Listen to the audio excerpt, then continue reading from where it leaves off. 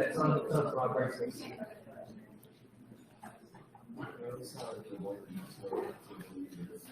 Yeah.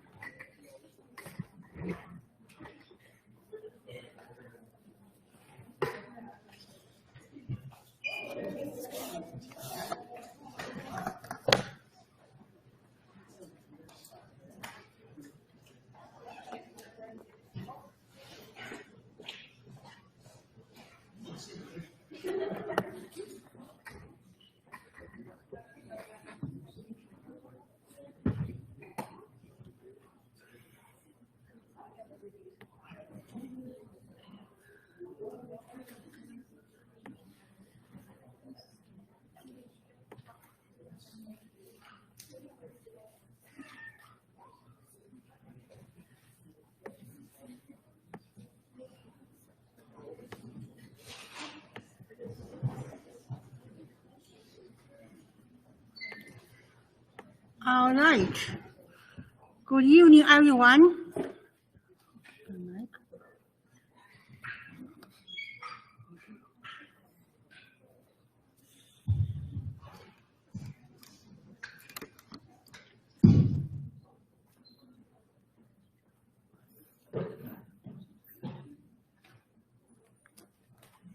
Hello, everyone.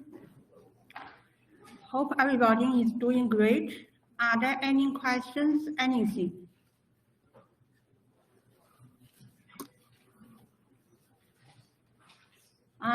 Some reminder about the important dates.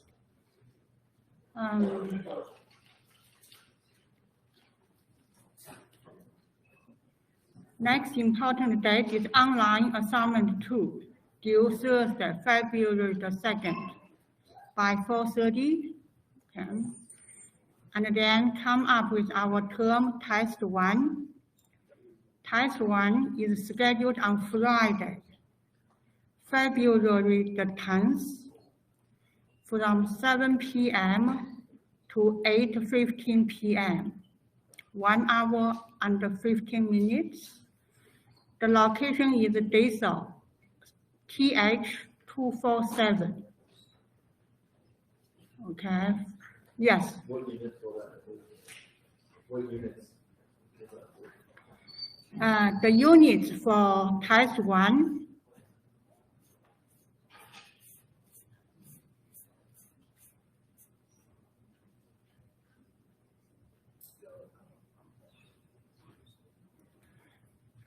week 1, week 2, week 3, week 4, week 5 up to 3.6. So chapter 1 to chapter 3. Focus on chapter 2 and chapter 3. Focus on chapter 1 and chapter 2 and chapter 3. Okay. Okay, any questions about the important due dates? Today is week 4. We are going to actually complete chapter 3. Any questions? Yes. Sorry, where was the test going to be located again? The location of the test, TH247. TH247 is the location of the test.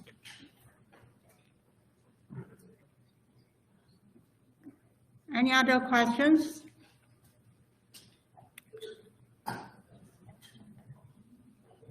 All right, so now we start the lecture, week 4.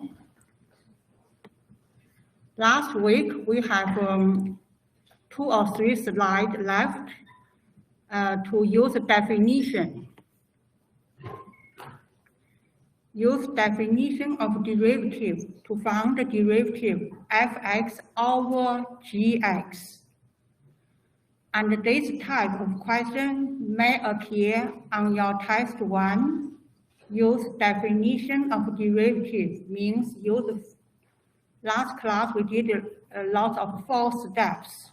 Okay, so definition of derivative to find the derivative fx over gx. Your first question on the upcoming written assignment 2 is use the definition of derivative to find a function. Okay, similar procedure. Okay, so first of all, let's review what is the definition of derivative.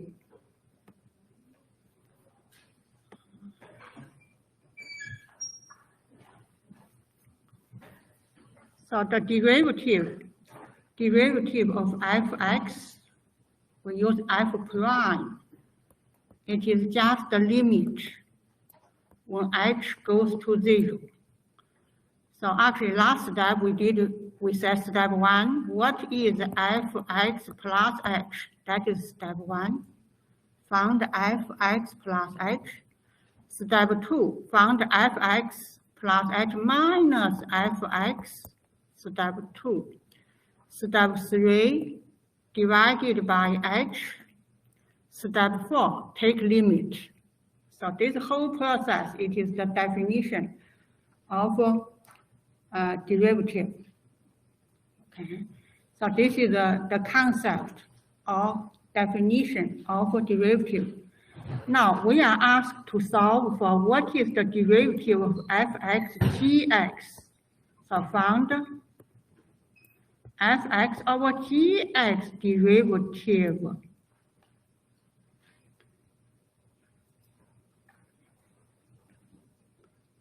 So just strictly based on the definition. So first, we found out what is f.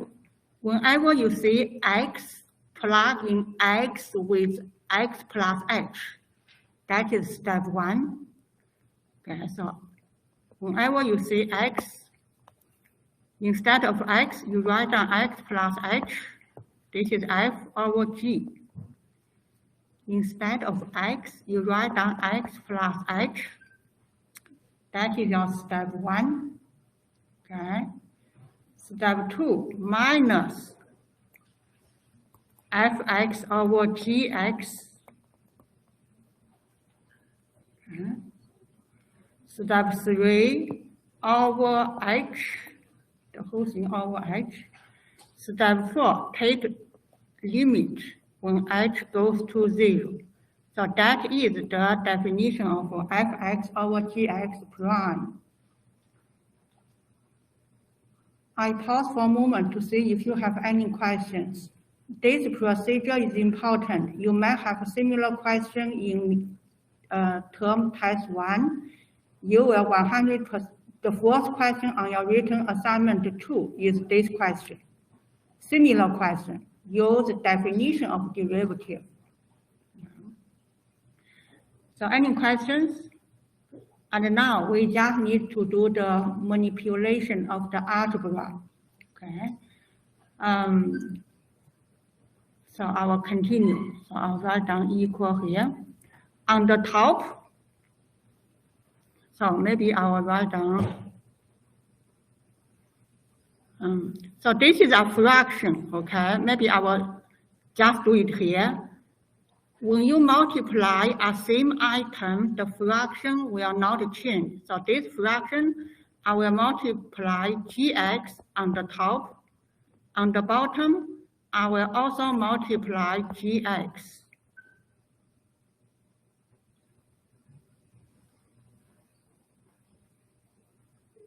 It is still the same as original, right? Numerator, denominator multiply the same item. And over here, this fraction, both numerator and the denominator, I will multiply by gx plus h, gx plus h. They are still the same with original expression. Any questions? Yes. Why would it be fx or fx plus h? They were multiplying. Say that again. Why wouldn't we multiply by fx? Thank you. Why we multiply by, why this one we multiply by gx, not fx? Good question. Because if you do not multiply anything, you have on the bottom gx plus h. The second part you got gx. We want to create a common denominator. It looks like when you do 2 over 3 minus 5 over 7, for example, you have a different denominator. You want to make a common denominator. So the first one, simple example, you multiply 7. The second one, you multiply 3 on both top and bottom. That way, you produce the same common denominator. Same principle here. Okay. Thank you for asking. Any other questions? Okay, so now,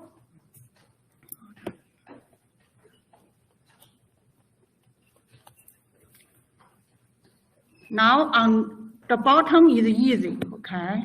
So the bottom is just over h. And this part is just h goes to 0. On the top, I have a common denominator. The common denominator is gx plus h gx. Okay? And then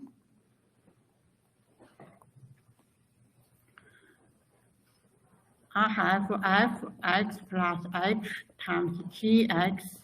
I leave some space because I need to add plus and minus an item. And then minus fx times gx plus h. Do you agree with me, this step? On the top, we have a common denominator, gx plus h times gx. On the top, we just directly do subtraction. And now, I will add fx gx. If I add this item, I have to subtract.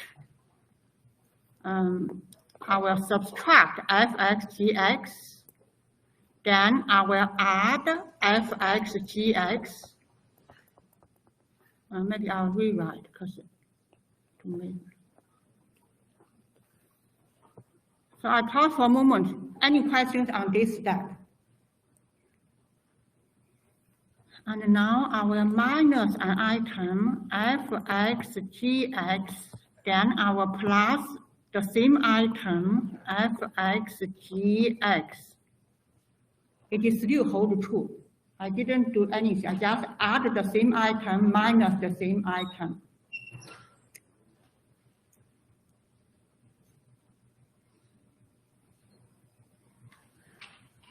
Okay, and now I add bracket. Add this bracket and add this bracket.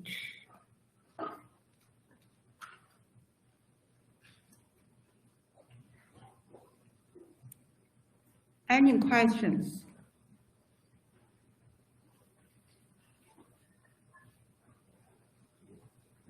Okay, so I keep on going. The bottom is h, and this is the limit, h goes to 0.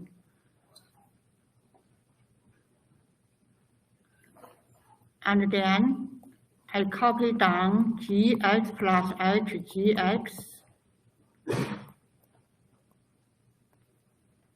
And then the first bracket here, this is my first bracket. I factor out gx. When I factor out gx, what do I left? I have fx plus h times, minus fx. The first bracket, I factor out gx.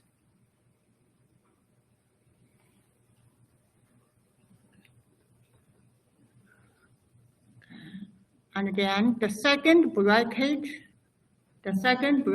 I factor out fx.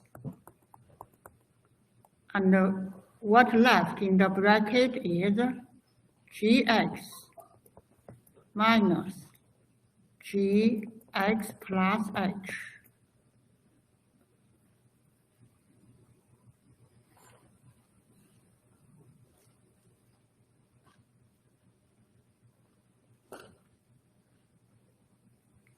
Is that right?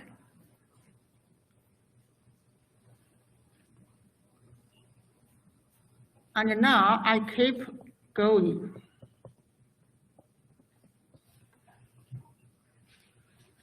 And then I will write down, rewrite here. So I copy down everything.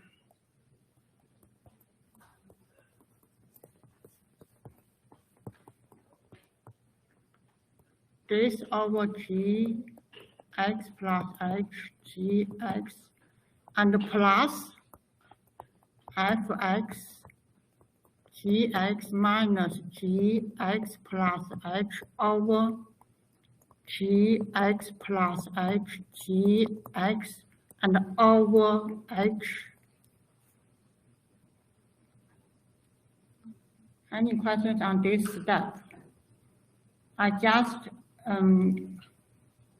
rewrite it.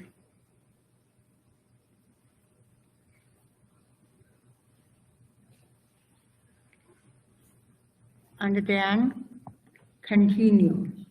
So limit h goes to 0. On the bottom divided by h. The first part I copy down.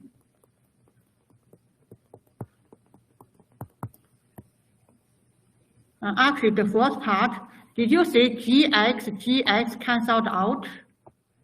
So the first part, it just have this left. The first part, you have gx cancelled out. Okay. The second part, I will change plus to minus.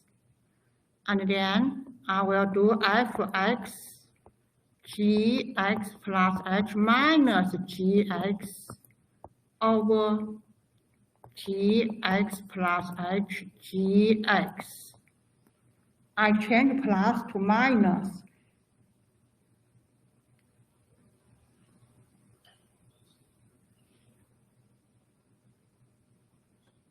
Yes. Why did you change it to minus? Good question. Why do I change it minus? I want to create an expression that looks like this format. See, this x plus h is in the first place. This is in the second place. I want to create a format like this. See, x plus h minus fx. So that's why I use minus to create something like here. See, gx plus h minus gx.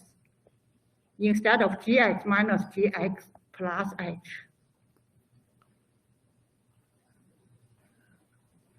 And now, did you see some gx?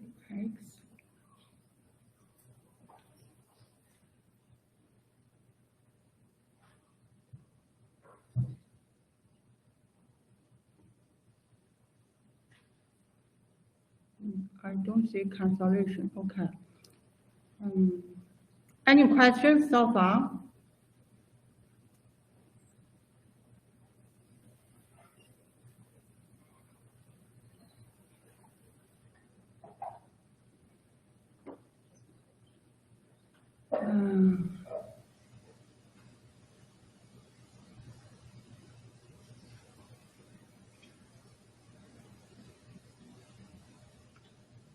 I should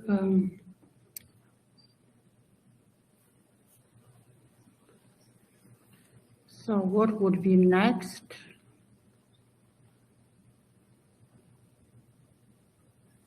This is a H. Let me go back to the beginning.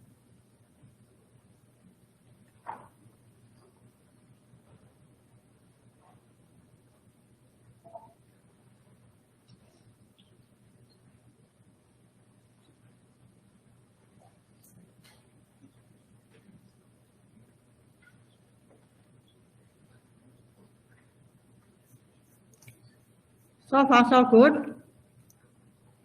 Okay, so where do we go from here?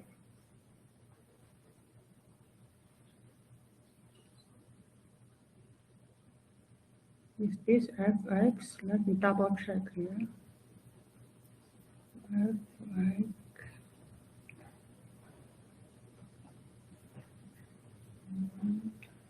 Okay. Okay, now I try to have this format here. I try to have everything I will reach this format. So now I will go limit h goes to 0. And then this part, it is just fx plus h minus fx over h times gx plus h. Okay, and then this part, I will write down h times gx plus h gx, and then fx gx plus h minus gx. Okay, I just rewrite the original expression. And then continue. So the fourth part,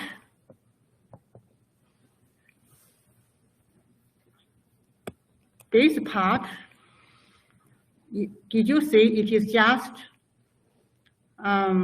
this part here? This part is the definition of f prime x.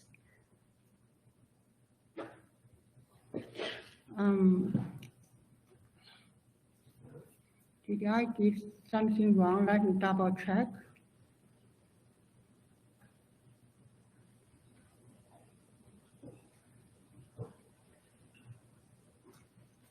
Yes. On the right side, is there any way you can cancel out the gx? No, I canceled out gx here. And try on the right side. So this part, no, there are no cancellation for this part here. Okay, so did you see this part? It is just f prime x by definition. This part here. Okay, this one over gx plus h minus, and this part here is g prime x, fx times g prime x over h times gx plus h.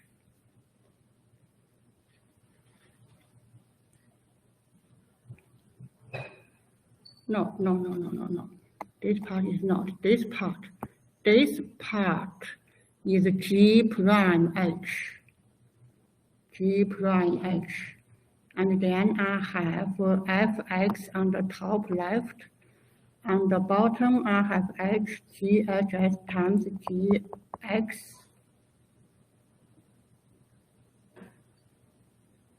But still does not get what I want. When h goes to 0,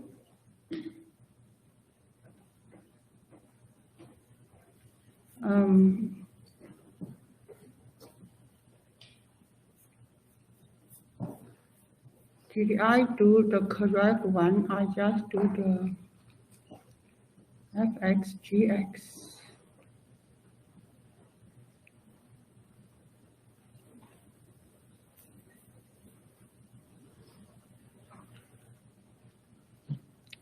I will think about this. I will think about it during the break. I will come back to this. Yes. Did you say we're going to have a question like this one for testing you? It is not this a specific question, but a similar question, probably. The fourth question on your written assignment 2 is this: use definition of derivative to find the derivative. Okay. I will check the slides from last week to see what item we should. If you check the slide from week 3, the last few slides is about this.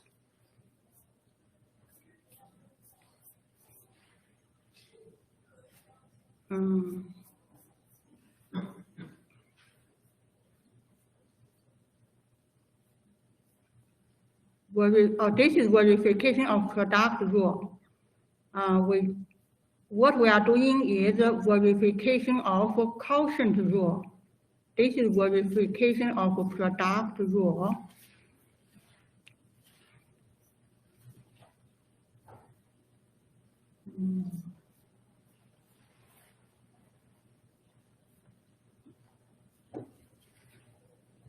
Maybe I will quickly go over. Maybe let's do not waste. I will promise you before we end the class today, I will sort that out. We start a new lecture. Is that okay with everyone, or you want to continue to spend some time on that? I want to use break time to figure out what's going on. Use break time, okay? Yes, questions?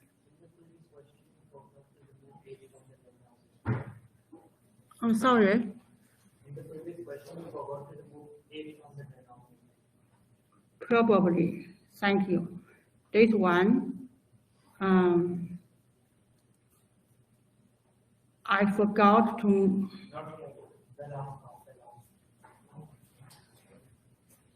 move it. So far, is this step correct here? Oh. Yeah, I will sort it out during the break, okay? Thank you. During the break, for sure, I will figure it out. Okay, let's start the new content. Chapter 3, section 3.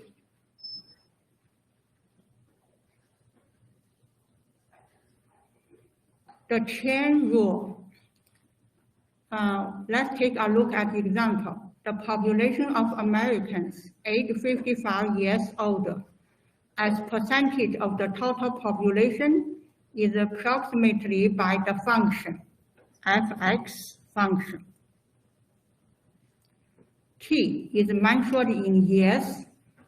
When t equal to 0, it represents the year 2000. Okay.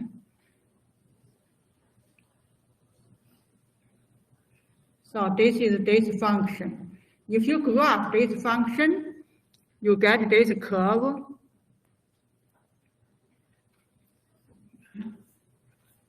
And now we ask a question, how fast will the population aged 55 years and older be increasing at the beginning of 2012?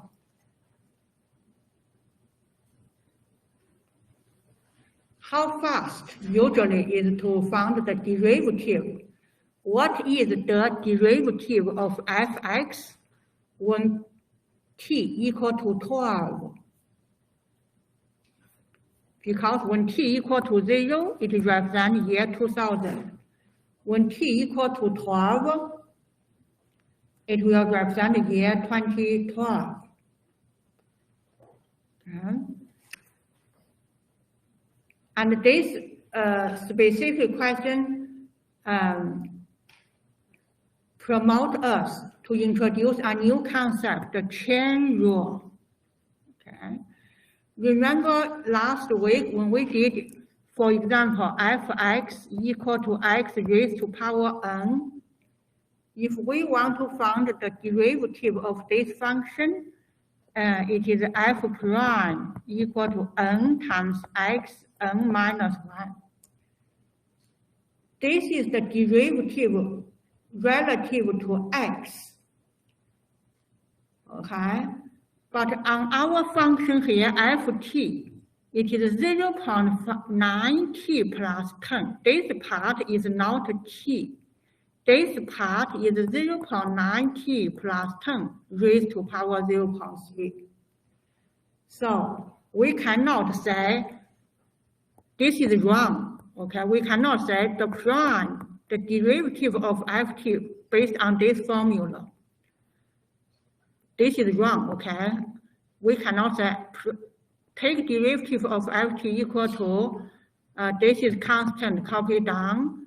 Okay, 0.3 times 0.9t plus 10 raised to power 0.3 minus 1. We cannot say this.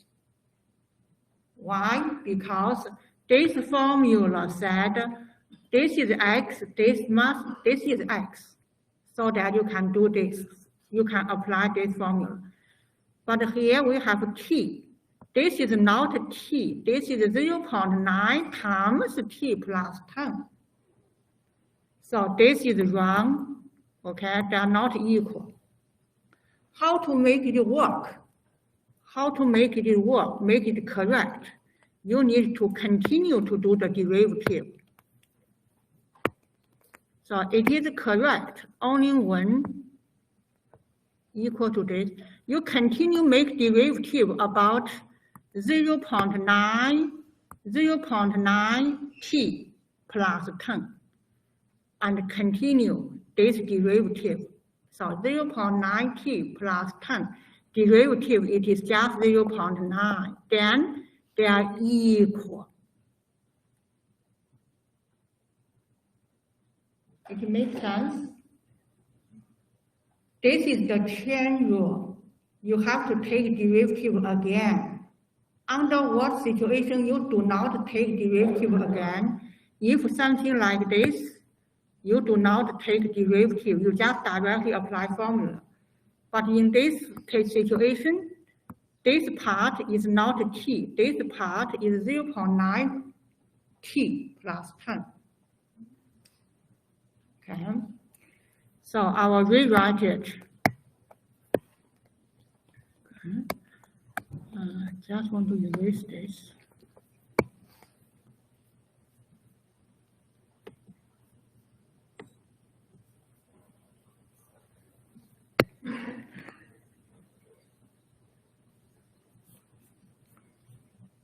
So this is so I want to make a clean space. I'll rewrite it.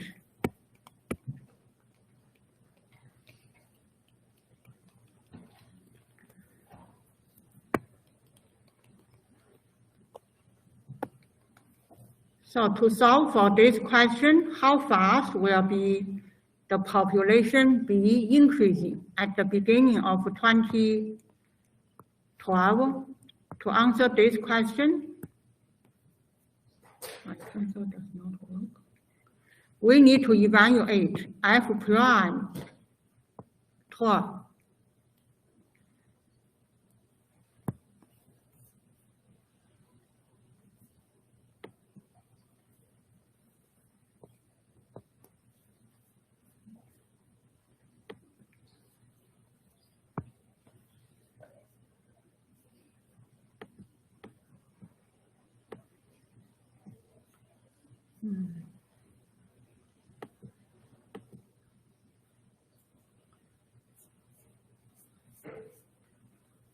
So my pen does not work.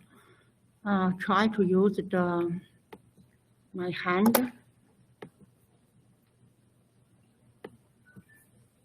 Pencil. No. So anyway, we need to okay, it's working now. Evaluate f prime 12. That is the answer for this question. How fast?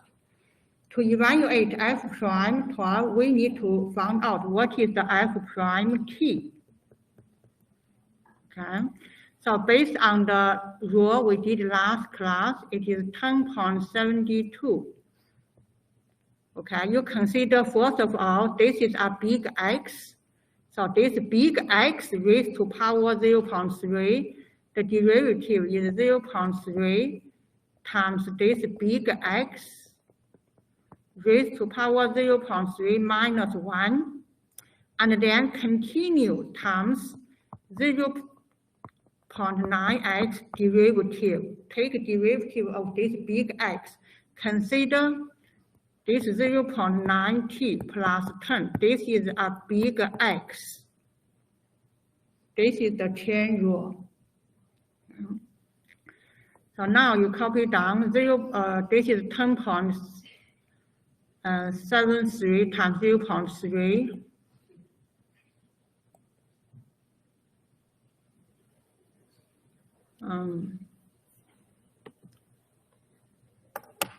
Try to find that number.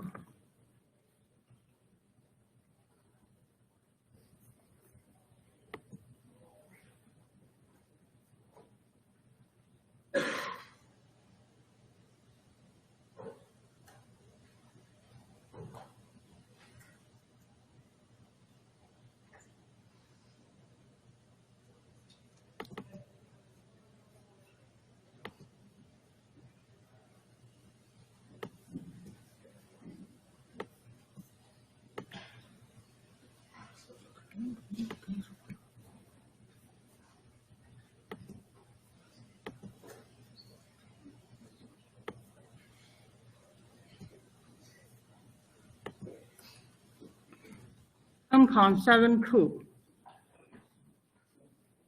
times 0.3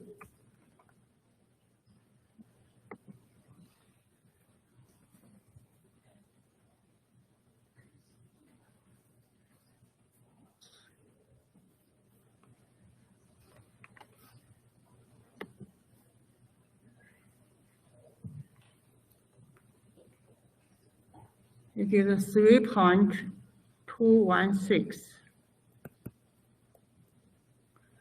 and times 0.9t plus 10 raised to power negative 0.7, and then times derivative of this bracket. The derivative of this bracket, it is just 0.9. Just 0.9. So keep on going. So 3.126 times 0.9.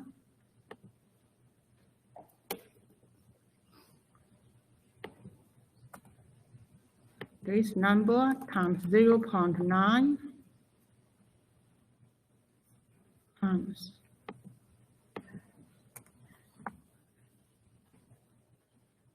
0.9.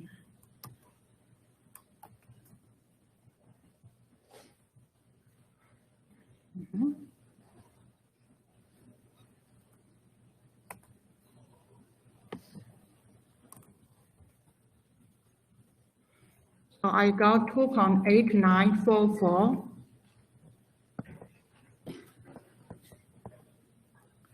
And times 0.9 plus 10 raised to power negative 7. So this is the derivative of ft. And then plug in t equal to 12. So 2.8944 times 0.9 times 12 plus 10 raised to power negative 0.7. Okay.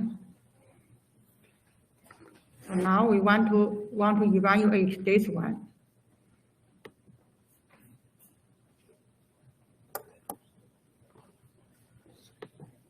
So equal to, yes, questions? Oh, sorry, never mind, my bad. Okay.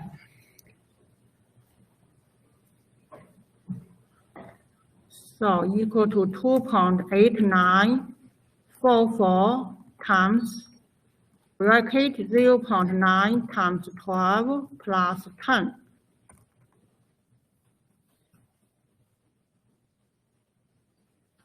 Raised to power negative 0.7. Okay, yeah. So 0.3458.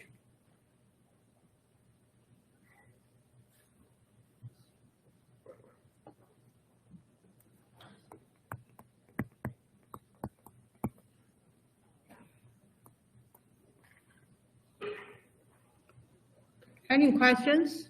Yes. Is the 0.3459 of the 7 row data? Which part?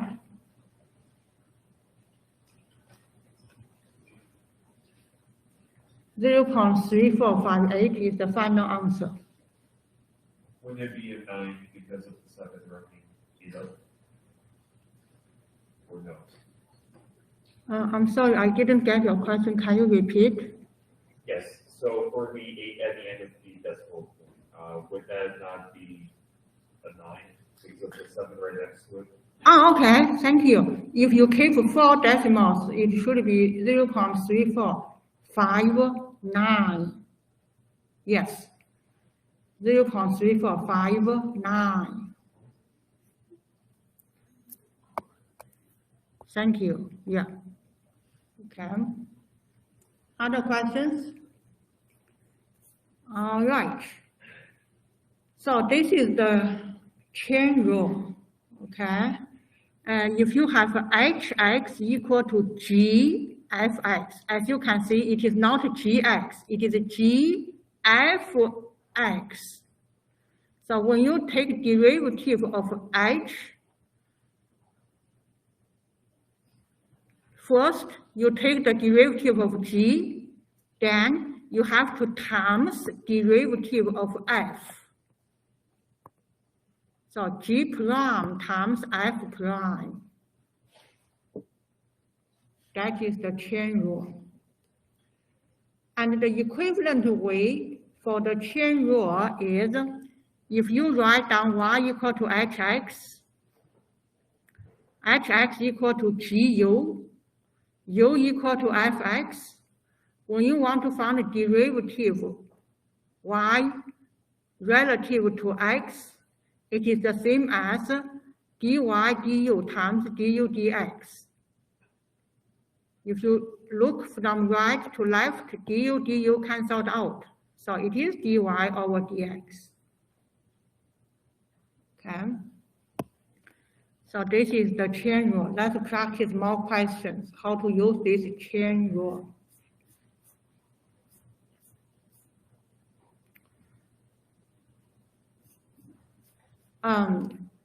This is the chain rule for powers of function. So if you have hx equal to fx raised to power n, so the derivative of hx equal to, remember, take n fx raised to power n minus 1, then you have to take derivative of f prime. This is times. So let's give you an example, okay? So example, hx equal to 3x squared minus x raised to power 4. Let's do this. Hx equal to 3x squared minus x raised to power 4.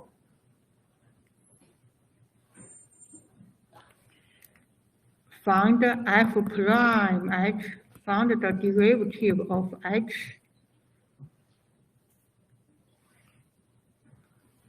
So first, we need to use this part. This part, it is n times fx raised to power n minus 1. So n is 4. Raised to power n minus 1, 4 minus 1. And then we need to take the derivative of fx. Take derivative of fx times fx is 3x squared minus x. Take derivative.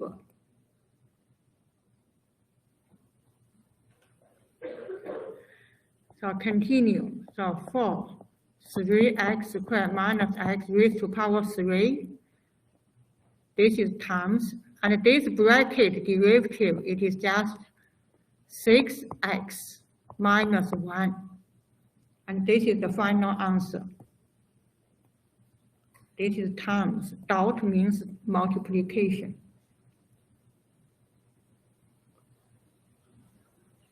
Any questions? Yes.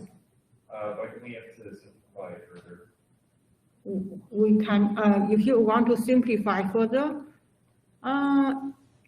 if you simplify further, maybe this part, you take x out, then raise to power 3, and then you have this 3, maybe this way, to simplify further. Okay. Okay. Thanks. Thank you for asking. Yeah, this looks better. Yes. Where does the 6 come from? Thank you. Yeah. So I want to take the derivative of this. Okay. So this derivative equal to 3 times x squared derivative equal to 2x. Remember xn, if you take derivative n times xn minus 1. So x squared, your derivative, it is just 2x. And then x take derivative is 1. The derivative of x is 1. Derivative of x squared is 2x. Thank you for asking. Any other questions? Yes. Why did you take out 4x or just x? If you want to simplify this one, do you see common factor x? You can take x out, but x is under the umbrella of 3, raised to power 3, so you have to see 3. Maybe I'll rewrite down this. So I want to simplify this. First, take x out, you have 3x minus 1 raised to power 3. And then x raised to power 3, 3x minus 1 raised to power 3. Okay. Any questions? Okay, now let's do another example. F for x equal to 3x plus 1 squared. Found f prime x.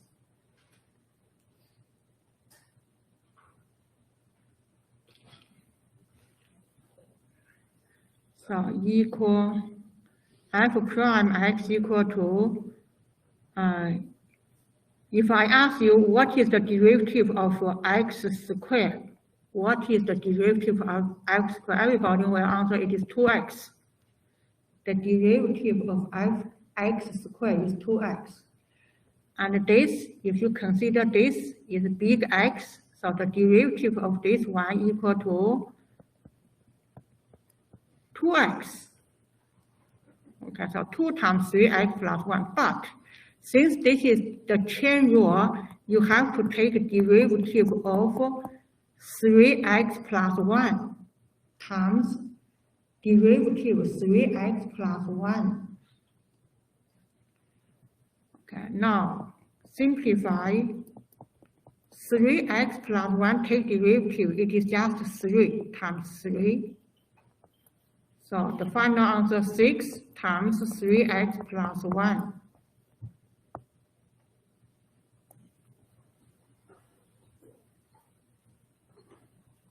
Okay. So this is question A. Question B, verify your result without using the chain rule.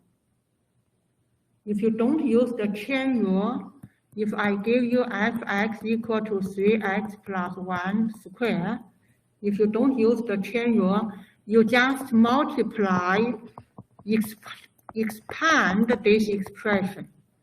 So you get this one, right? You expand 3x plus 1 square, and you get a parabola, quadratic.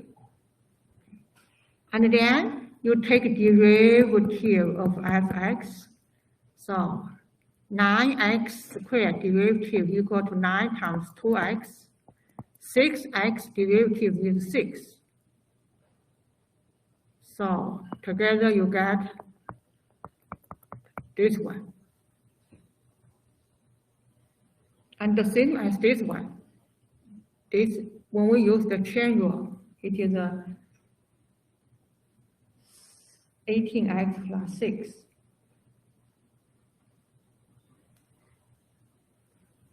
Yes.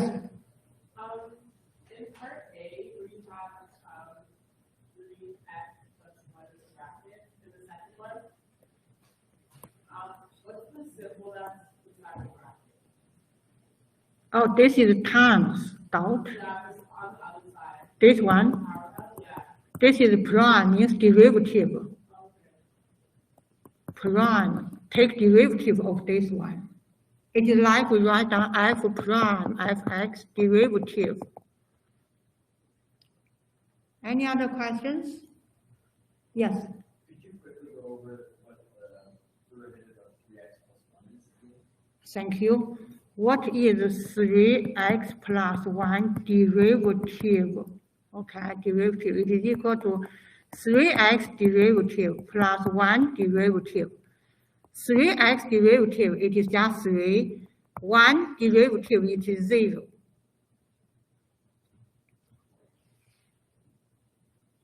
So the result is 3 here. 3 is the result of 3x plus 1 derivative.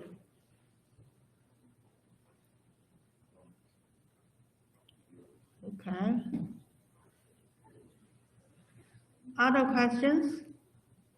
Okay, shall we take a 10-minute break? Come back at 7:02. If you have questions, hold your question. Remember, during the break, I have to sort out that problem, okay? Thank you. Break, come back at 7:02. 7:02.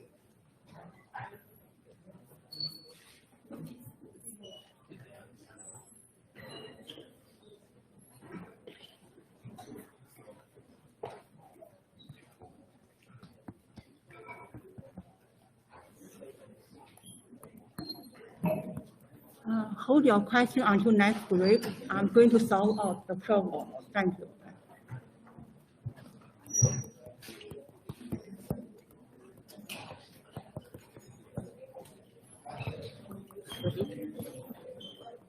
Please hold your question until the next break or during the lecture. Yeah. Is it test online or is it in person? In person. At the TH247. Okay. How about the mental and Wait on further announcement. Okay.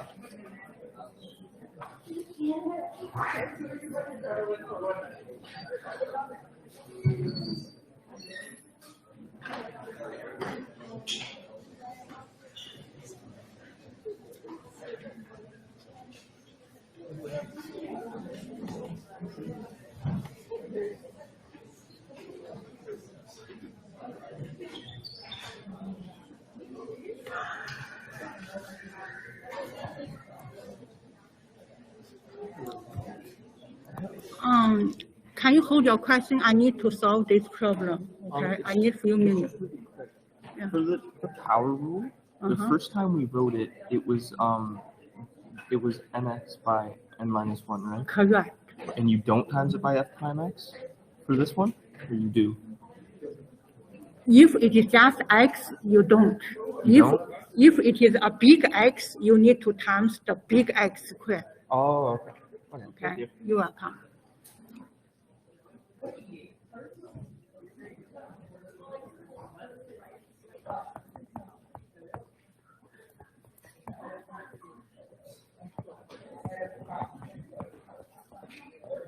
I'm so sorry. No problem. Yeah. Thank you so much. I'm so sorry. Yeah.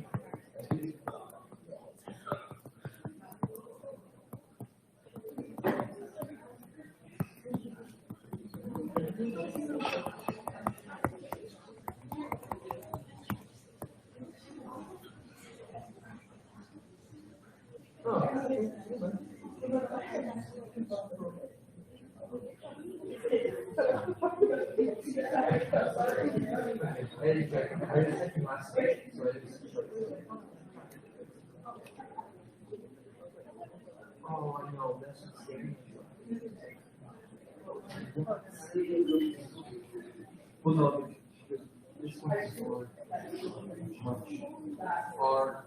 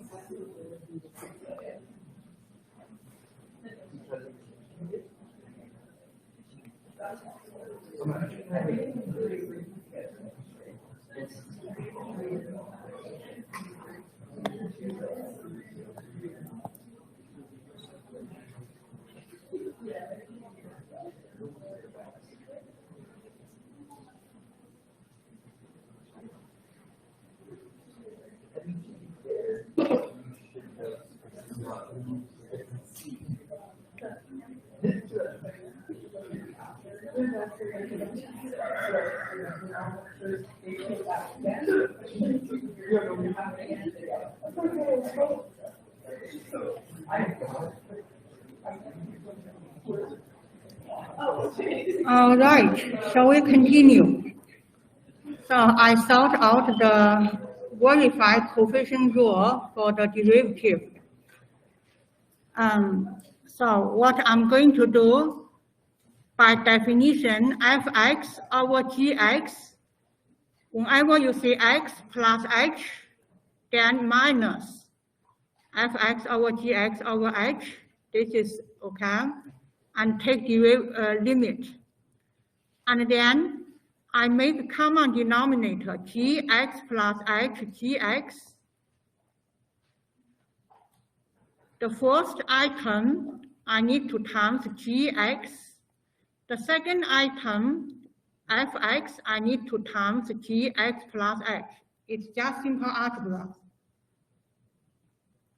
I stop for a moment to see if you have any questions.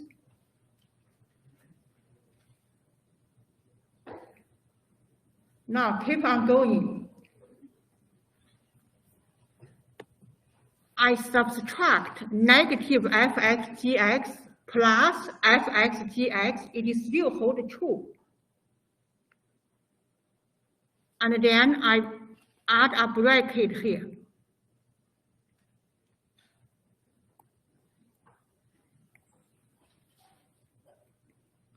Maybe I'd better start from scratch so that you see the procedure, okay?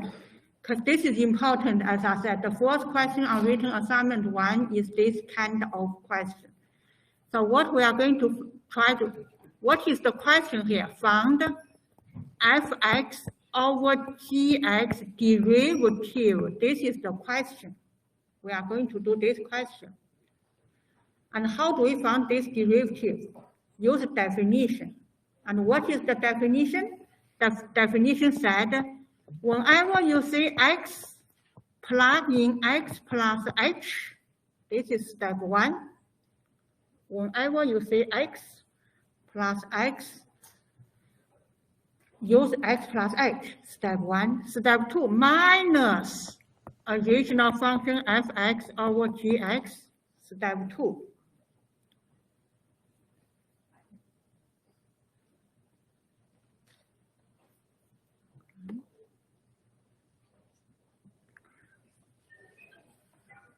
Step 3, over h. Step 3. Step 4, take limit when h goes to 0.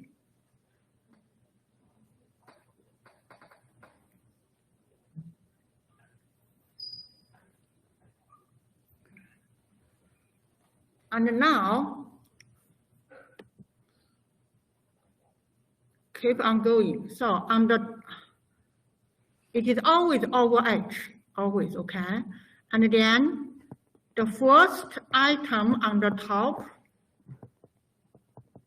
our times gx over gx, it still hold true, right? So this one, if I times gx times over gx, it's still the same item. And the next, both top and bottom, our times gx plus h. And take limit. H goes to 0.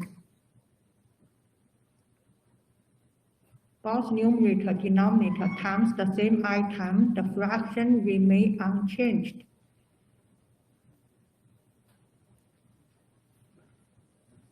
And now I continue work with on the top. On the bottom, very simple, always h. So on the bottom, I have gx plus h, gx.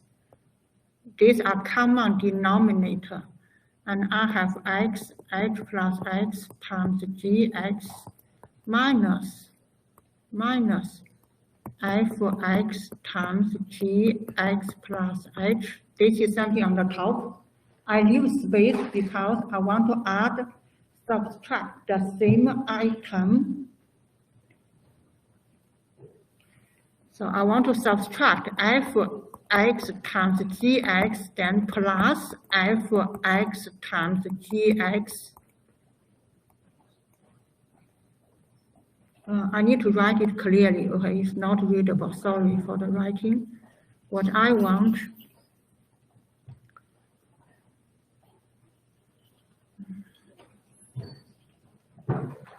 this is minus, this is minus. I want to minus f(x) gx plus f(x) gx.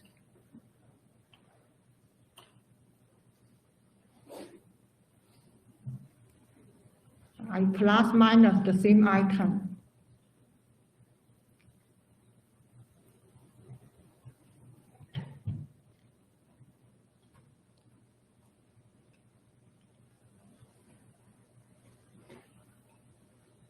And now I will add two brackets. One is here. The other is here. Add two brackets. It will hold true, the same thing. Okay, just add two brackets.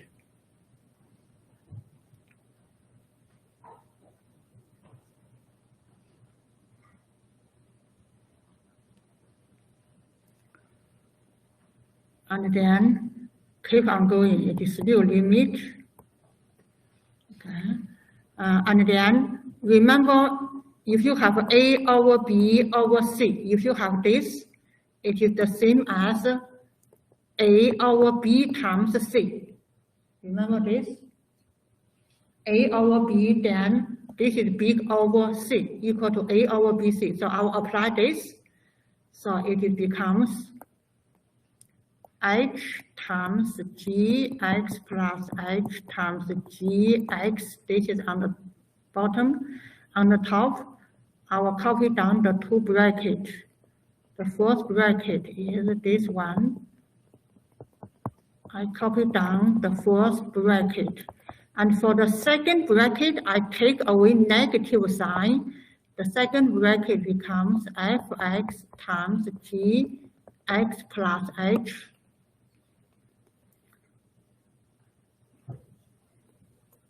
Minus fx gx.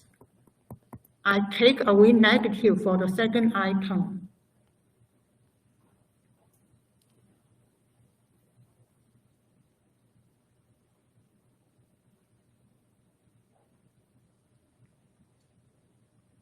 Okay, and the first bracket on the top, I take away the common factor. I factor out gx. So I have fx plus h minus fx, and the The bottom is the same, h times g x plus h g x. And the second bracket, I will take factor out fx. When I factor out fx, the bracket I have gx plus h minus gx.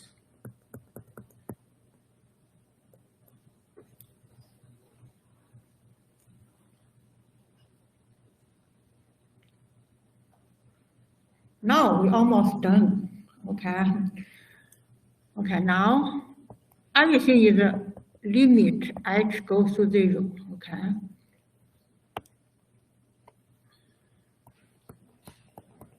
Limit h goes to 0. Now, remember in algebra, a minus b over c equal to a over c minus b over c. Okay, so we use this one. A minus b over c equal to a over c minus b over c. Okay, use this one. It becomes gx fx plus h minus fx. And then I rearrange h. I put h here. I put gx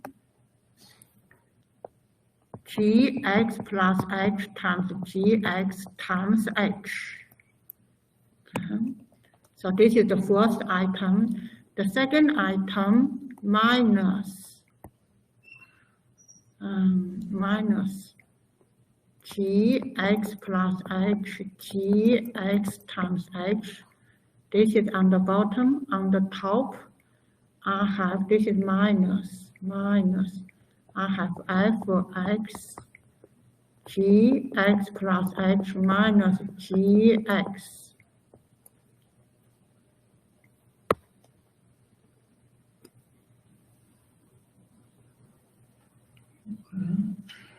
And now,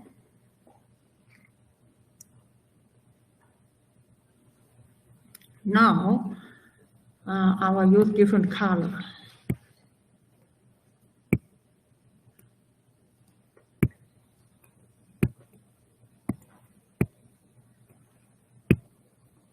Change color. Okay, change color. Now, I combine, I take this one. What did you see for the red, this part? What do you see? What the red one, what it is? Yes. That would be fx. Wow. Yeah, the red one is this, the definition of f prime x. If you have something like this, it is prime, it is derivative. Okay? So you see, x plus x minus x over x, that is the derivative. Okay? So now look at here. The red one is derivative. Okay? So the red one is a derivative. It is just f prime x, and I copy down gx. Remember, we have gx here, okay? And on the bottom, when h goes to 0, it becomes gx plus 0 times gx. This is the first item. And the second item, fx times g prime x. I use red box, okay? That is the prime. When h goes to 0, it becomes gx plus 0, gx. I'm here. Okay, so x plus 0 is the same as x, gx. So on the bottom, I have gx times gx. On the top, I have gx times f prime x. The second item on the bottom, I have gx times gx. On the top, I have fx times g prime x. Okay. So one step more, we're done. Okay, gx times gx is g squared. Okay, and then gx times f prime x.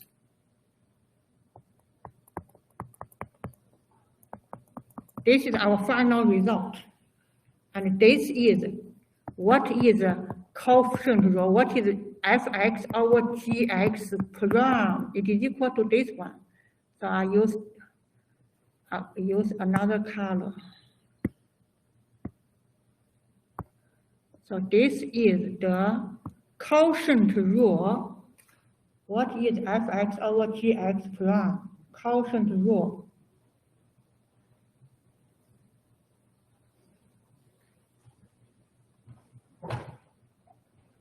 Yes.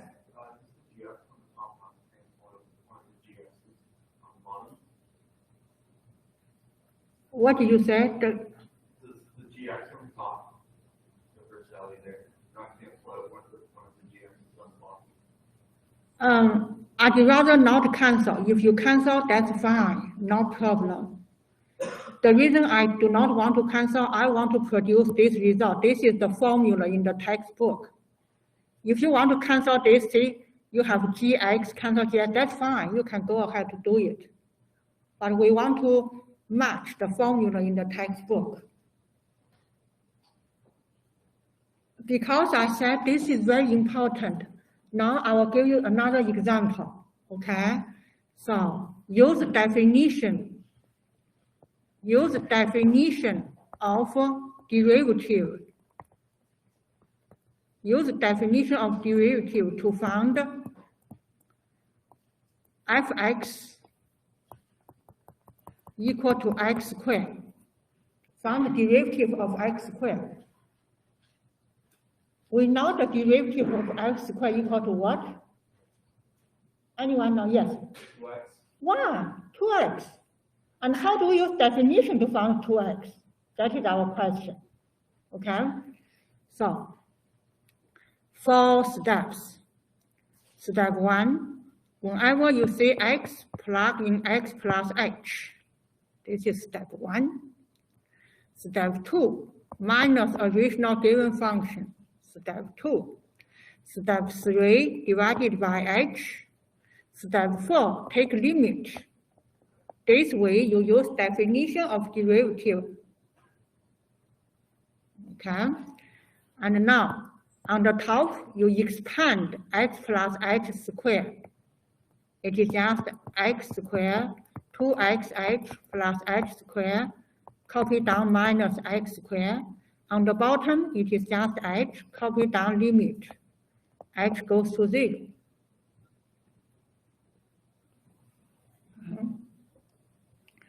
And now x squared canceled out on the top.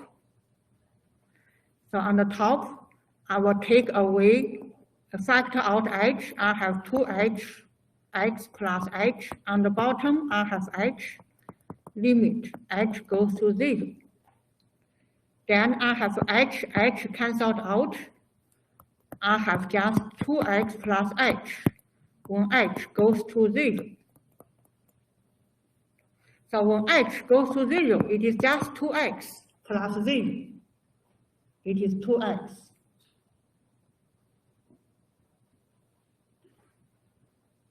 Yes. Use definition of derivative to find fx equal to x squared. So we found it. X squared derivative is 2x.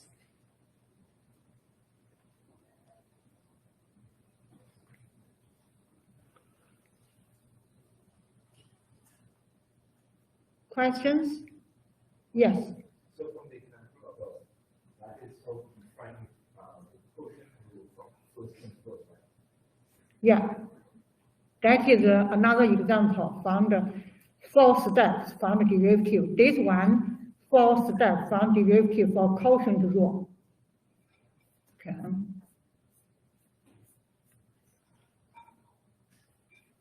Okay, now go back to what we left before the break. So we are here before the break, chain rule. Okay, now We go back to the chain rule. Okay, we finished this example. Next are the cost functions. Anyone here, your major is economics. Can you raise your hand? How many students, your major is economics, business economics? Okay, few hands, thank you. It might a little bit easy for you because you studied economics, okay? This part is about revenue function, cost function, marginal revenue, marginal cost, okay? That kind of stuff. But if you are not economics major, no problem at all, no problem at all, okay? We just use common sense. Okay. Okay, this is the total cost function, Cx equal to 8,000 plus 200x minus 0.2x squared. What is x? X is the number of refrigerators. How many are refrigerator? That is x. What is Cx? Total cost. So total cost has something to do with the number of refrigerators produced. Question A. What is the actual cost for manufacturing the 251 refrigerator? Keep in mind this is the total cost. And this question asks you the 251 refrigerator.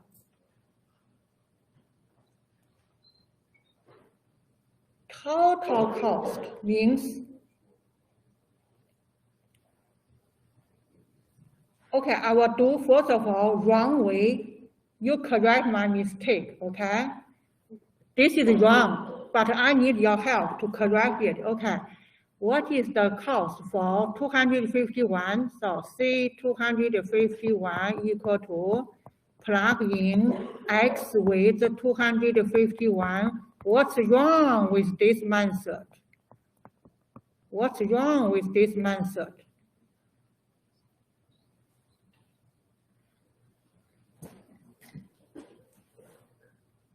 This is wrong. Why it is wrong? Yes.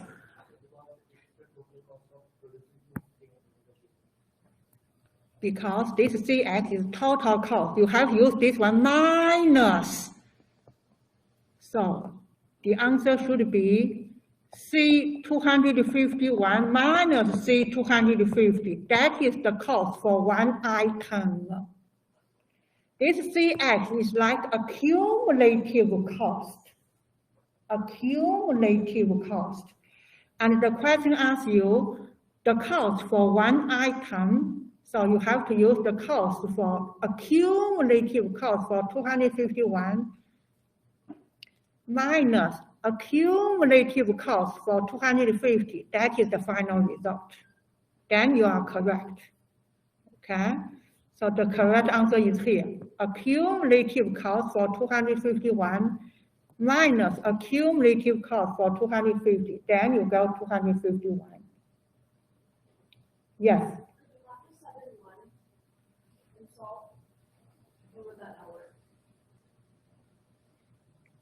Just subtract 1. So like sub in 1 for your initial. Oh, okay.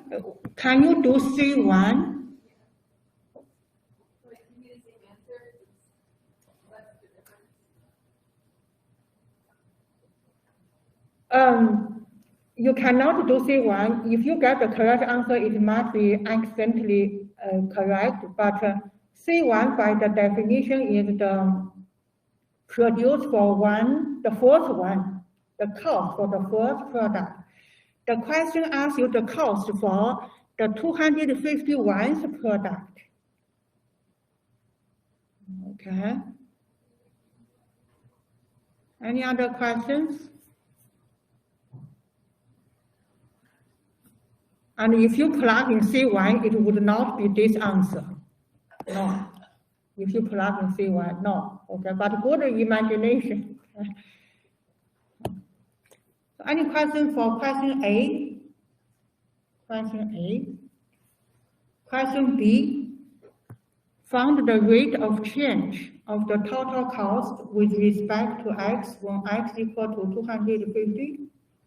Whenever you're dealing with the rate of change, that is the derivative. Rate of change, derivative. So for question B,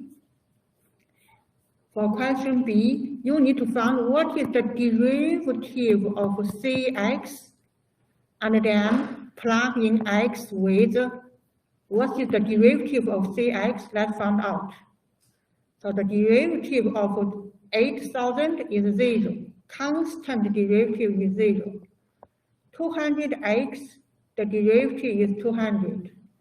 Negative 0 2 times x squared. X squared derivative is 2x. X squared derivative is 2x. So the answer, the derivative is 200 minus 0.4x. And then plug in x equal to 250. That is the answer B. Answer for question B. 200 minus 0.4 times 250. Okay. So that is the answer for B, 100.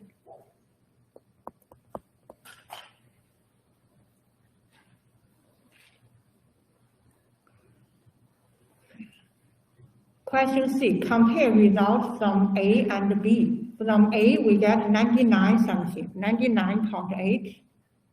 And B, we got 100. They are very close. They are very close. Any questions? Right. So we did that. Now, average cost function. Okay. Suppose Cx is the total cost. The average cost, use total cost Cx divided by x. That is the average cost.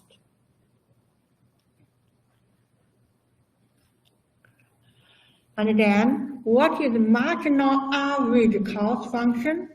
The derivative of the average cost, that is the marginal average cost function.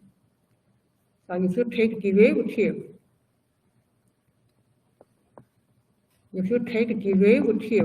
of this, this is the marginal average cost function.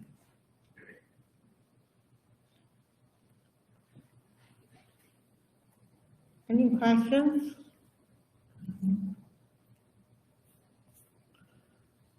Let's look at the example. The total cost Cx equal to 400 plus 20x. X is the units of how many units of the commodity. Question A, find the average cost function C bar.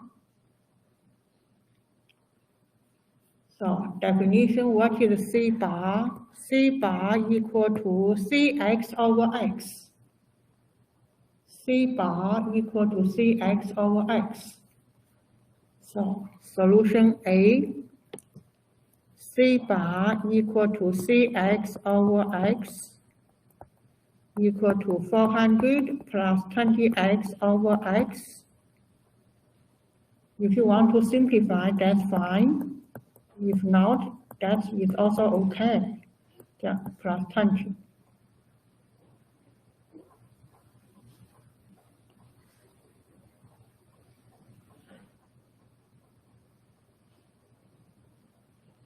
Question B, found the marginal average cost function, C prime bar.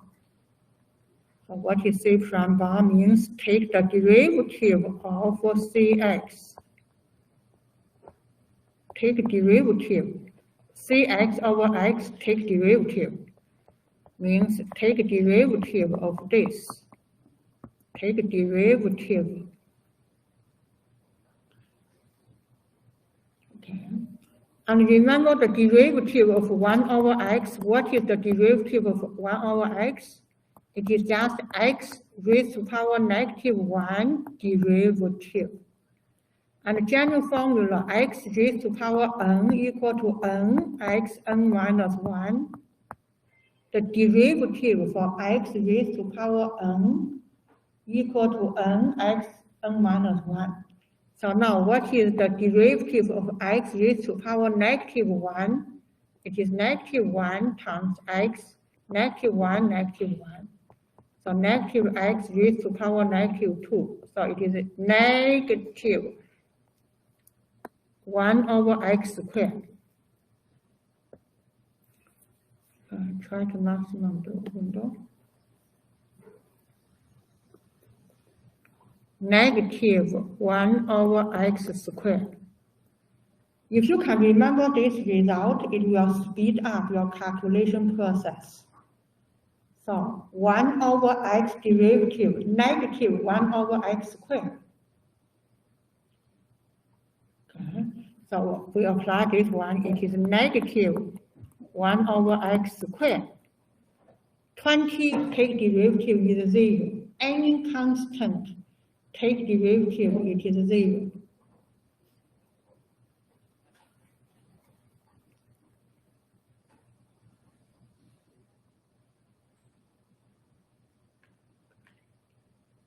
Any questions? So question A, B.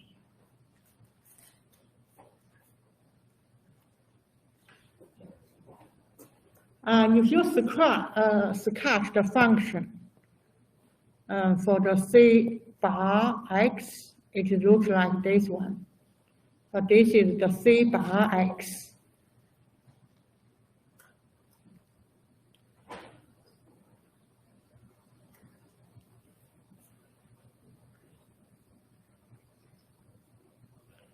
So what does it mean? As you increase x, when x increase, the average cost close to a constant goes to constant 20.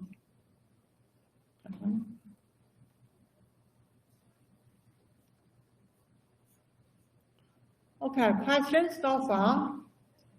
The total cost. Now we go revenue function. Revenue function we use Rx. It is P times X. What is P? P represents per unit. 1 unit, what is the cost for 1 unit? What is the cost for 1 unit? That is the P. And what is the X? X represents number of units. Units of product. It makes sense. If 1 unit price is $2, and if you produce 20 units, 20 product, total revenue 40, right? So unit price times number of units give you the revenue.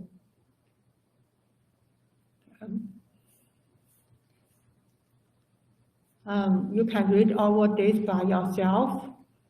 Now we need to write down the unit price P is a function of X. X is number of units.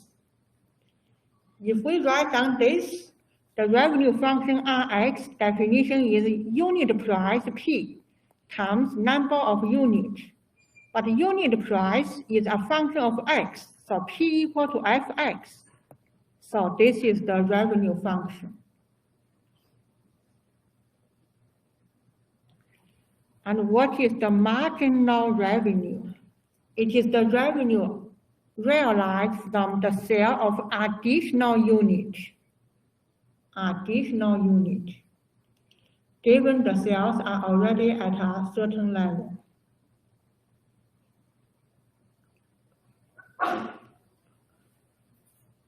Questions?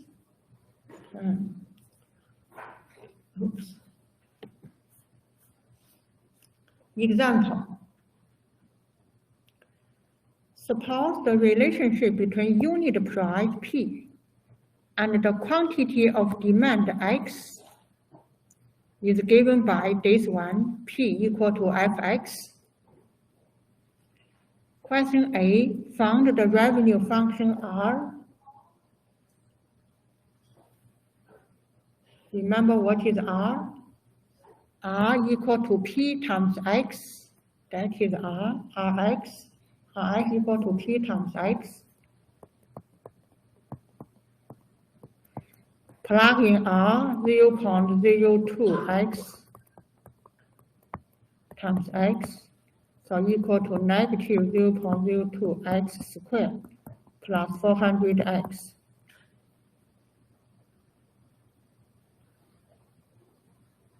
Question for A and B. Find the marginal revenue for R prime. Take derivative of R. Take derivative of R. So take derivative. We all know x squared derivative is 2x. 2x times 0.02, 0.04. 400x, take derivative is just 400.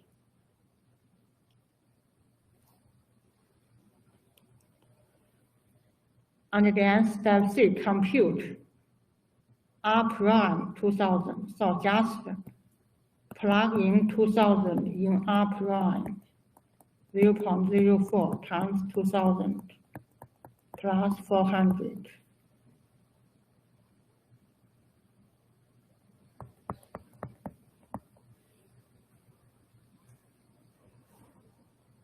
So R prime means producing additional unit, you get the revenue 480.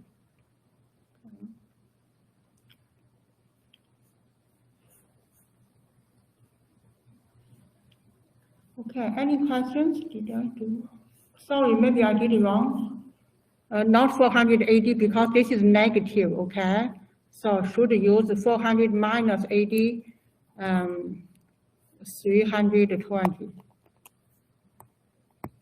This is minus sign here, negative sign, okay?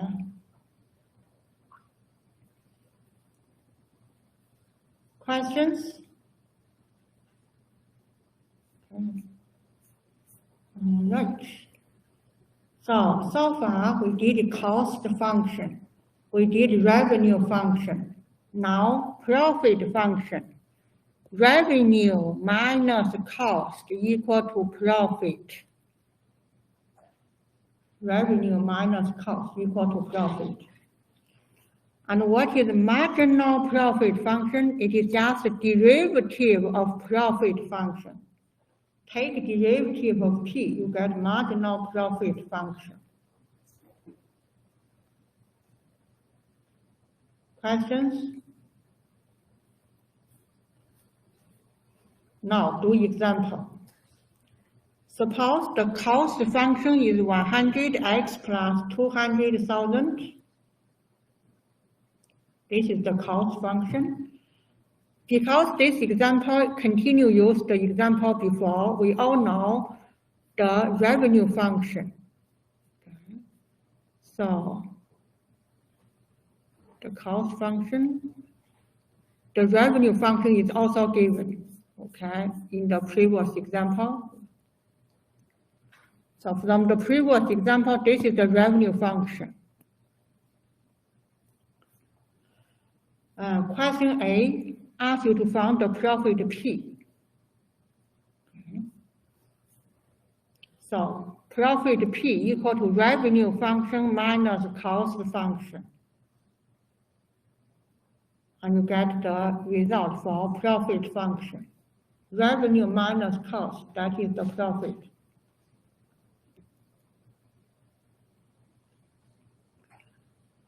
Any questions for A? Question B, find the marginal profit function P, means take derivative of P. Take derivative, that is question B. So take derivative 0.02, x squared derivative 2x, 300x derivative 300.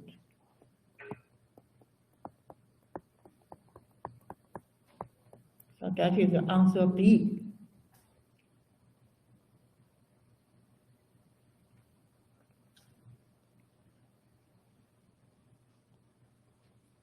And the question C, compute P prime 2000. Question C, P prime 2000, just plug in 2000 into P prime function. And the interpretation is the actual profit realized from sale of 2001 unit is roughly 220. So the actual profit by selling additional unit is 220. Questions? This is the graph of the profit function P. It is parabola. As the number of units goes up, profit goes up. Then when you continue to produce more units, profit goes down. Profit goes down. The maximum point is this one here. When you produce roughly 8 units, you get the maximum profit. After that, profit decrease.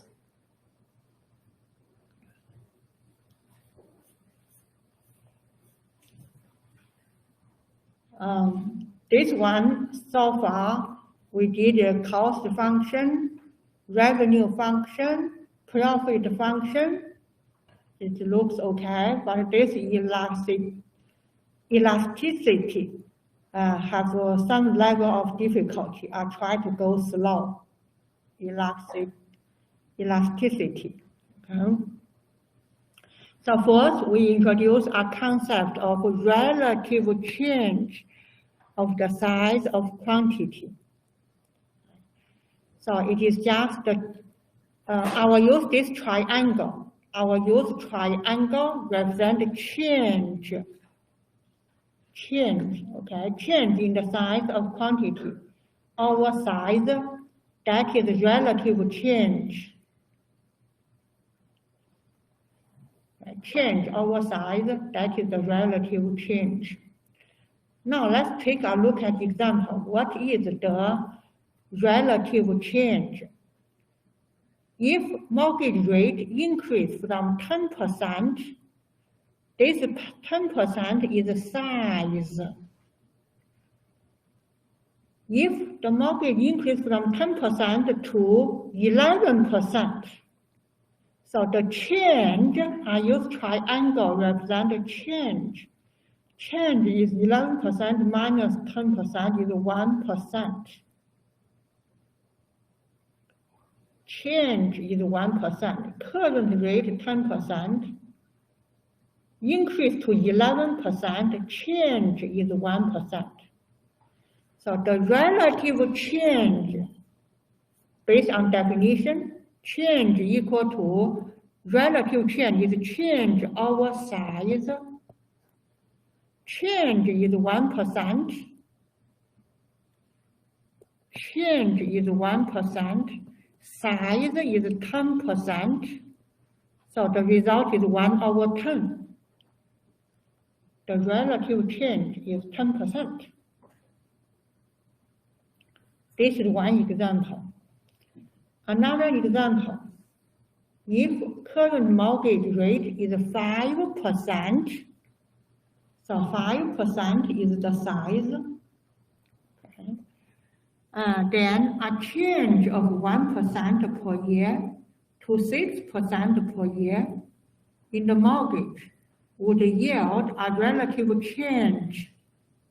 So, question is, what is the relative change? Relative change equal to change over size. Change is 1%. Size is 5%. So change is 1 over 5.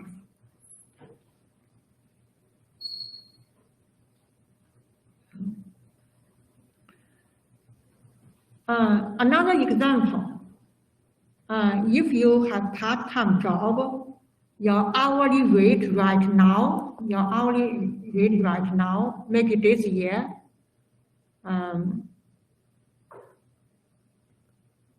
So your hourly rate may be $22 per hour. Okay, $22 per hour. And then this increased to $24 per hour. Your hourly rate increased from $24 to $24 per hour. So what is the relative change? So use change over size. $22 is the size. Change is $24 minus $22 is $2. So 2 over 22, that is your relative change of your part-time job hourly earning. Change over size is the relative change.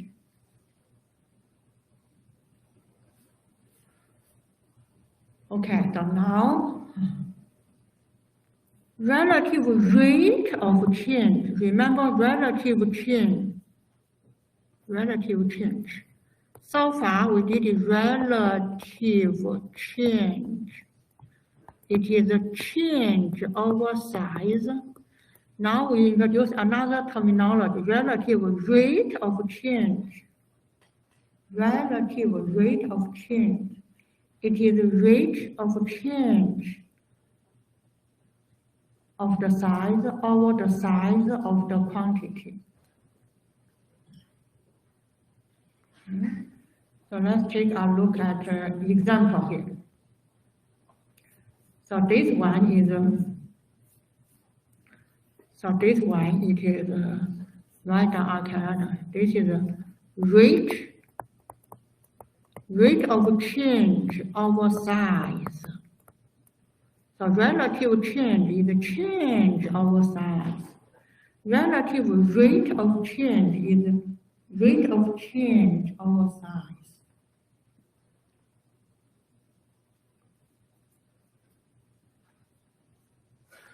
Let's take a look at example. Suppose the current mortgage rate is 6%. It is right now mortgage rate in Canada increase is like 5.6%, some maybe 6%. So this example, this textbook wrote a few years ago, but in the past few years, the mortgage rate is very low. Since a year ago, it increased, right? We used to have 1.99 mortgage rate, 1.99. So now it is like 5.8, 5.6, 2%, 6%. So this example matches the current situation. Current mortgage rate is 6%. This is size. It is changed at the rate of 1.2 per year. So find the relative rate of change. Find the relative rate of change. So relative rate of change is the change of rate. Rate of change, that is 1.2%. Our original size is 6%. So 1.2% over 6% equal to 0.2.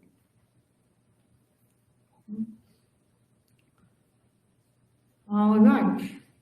So now we formally introduce elasticity.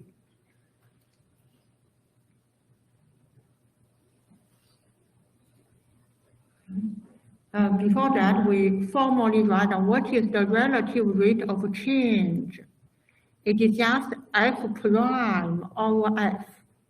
The derivative of f over fx, that is the relative rate of change.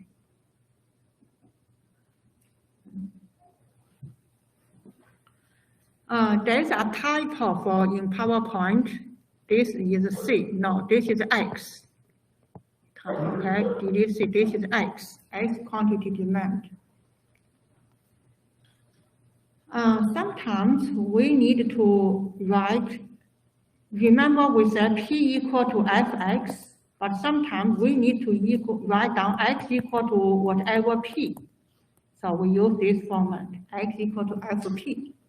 Sometimes, okay? Right. So this is the picture of P. P is the unit price. This is FP. Remember, FP is X quantity of demand. When you increase price, increase unitary price, the quantity of demand decrease. Quantity of demand decrease. So this is the demand function. Supply function is another way. This is supply function. Supply function is this way. Okay, now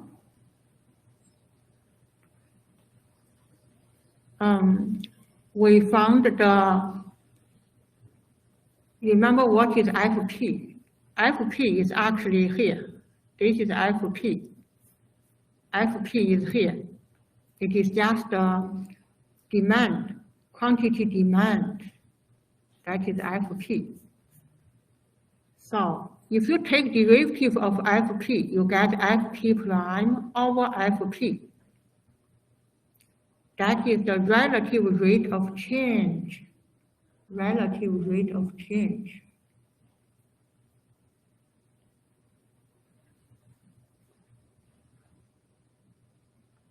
And this is the rate of change for F. Rate of change for F. This is on one hand. On another hand, if you take a look at the rate of change for P, rate of change for P, so take derivative of P over P. P, take derivative, it is just 1. It is 1 over P. They are two different. This is talking about F. This talk about P.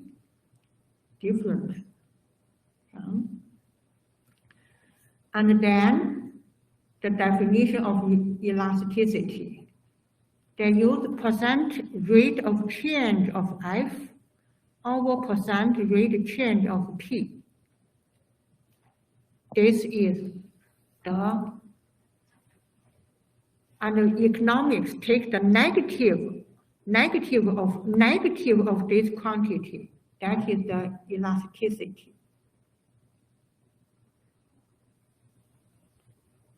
Any questions? Okay. Shall we take a break? After break, we continue. We have probably 10 slides. No. Okay.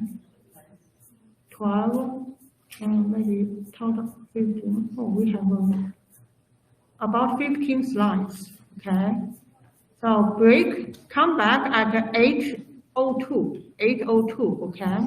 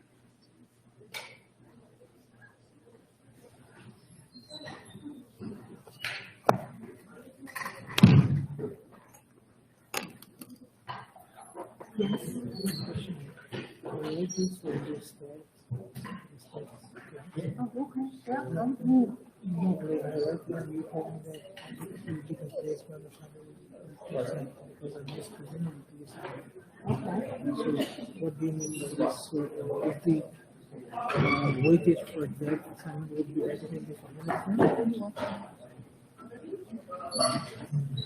So whatever your final exam mark will be. Will be this. Yes, it does not. You don't have the mark. You take the final mark. Marks with the assignment. Yeah. Okay. So I have to do the other assignment. Yeah, you have to do. That one only apply to what I mentioned. Yeah, the other one you have to do. If you don't do it, just the day. Okay. And thank you. The other question I have is that the online assignment we have to do in Pearson. Right. Go to My Lab on Pearson. Go to Bright Space first. On left, click My Lab. and then go to Pearson, yeah. For statistics, it would be both of the book right there, and then it would be Yeah. and for this class, do the same thing. For this class, we use different, we use web assign. So you took, Same age. yeah, same day. You still go to black space. Everything starts from black space. You found the link from my web assign. One more question is this is my second class. So Oh, okay. I have to catch up everything. For this assignment one, I did like only 2 questions because I don't understand the other stuff. When you get it one, get it two. I know. So is it possible that I can take like a help over from you to understand those? Unfortunately, no. Yeah. We have video, I can watch it. No, sorry, I don't provide we have online section, but this is face-to-face setting in person class. Okay? Yeah. Sorry, you are.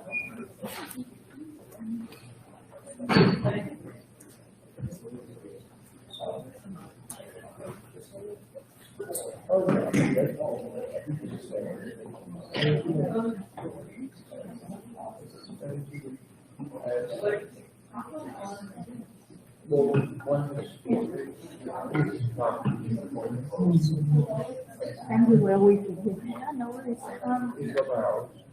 This was from the online assignment, and I just confused where to go from here. If you don't mind, can I copy down here? Yeah.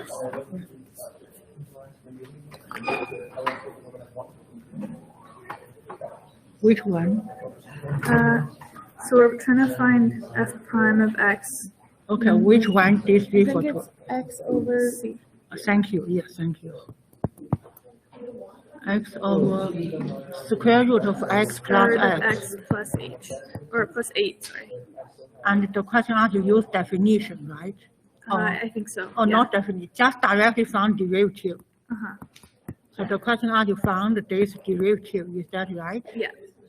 Okay. So we use the Quotient rule. quotient rule, yeah. And then we like figured out what the answer was, but we don't know how to like do this part. It's lost in the mainly. middle. Okay, great. So, yeah. So I will copy down your middle. I assume, let me double check if this is correct. Yeah. Square. I know this is the formula, but I don't know if this is right. This part is correct. I will verify this part, okay? Okay. So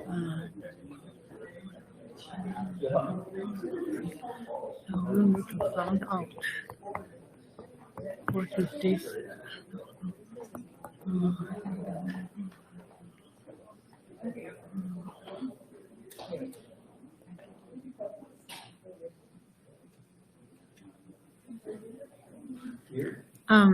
This part we need to use the chain rule. Remember,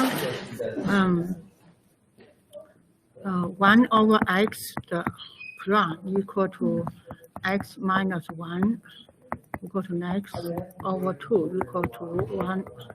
So directly you can remember this formula would help. So 1 over something equal to negative 1 over square. This is just x. If x is big X, you have to use a chain rule. So now let's do this. Because you need to find this. When you use the quotient rule, you need to find this part. Okay? So this part, first of all, consider this part is big X.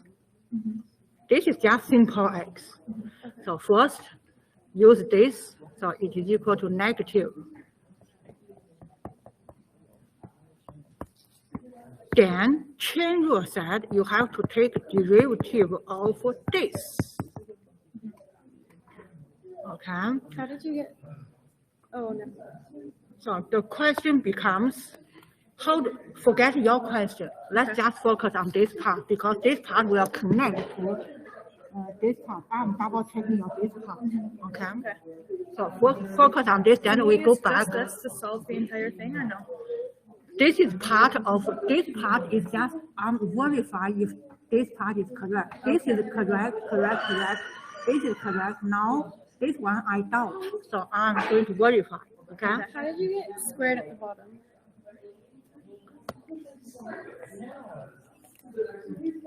Thank you. And Remember, this, do you think this like this picture?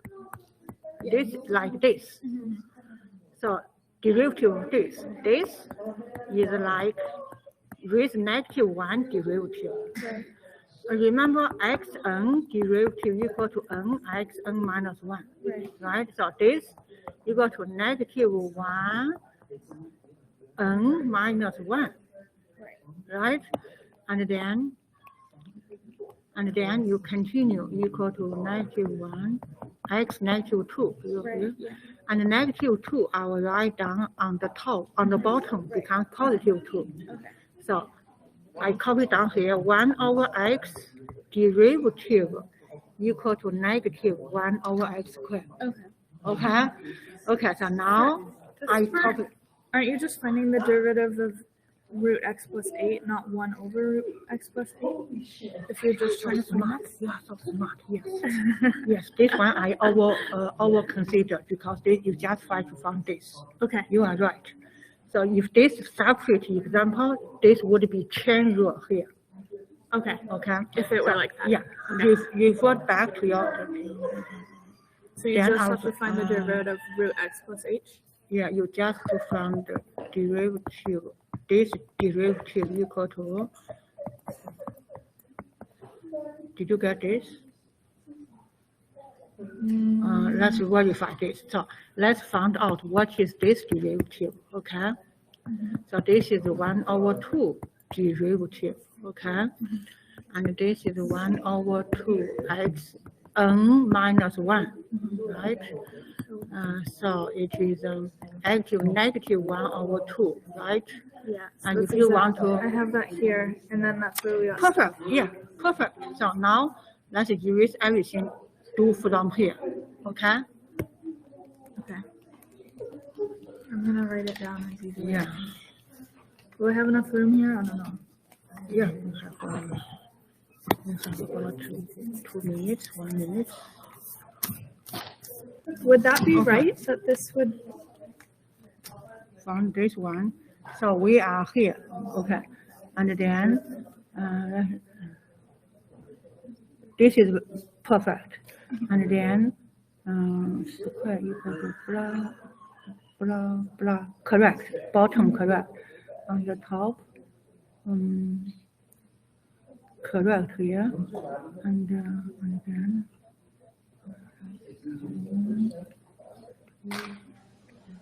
this is correct. Okay, so how to go from here? How do you go from here?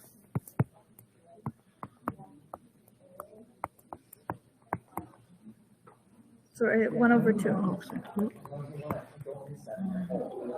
On the bottom, you have x plus 16. X. So how do we go? How do we do next? Okay, this is your question, right?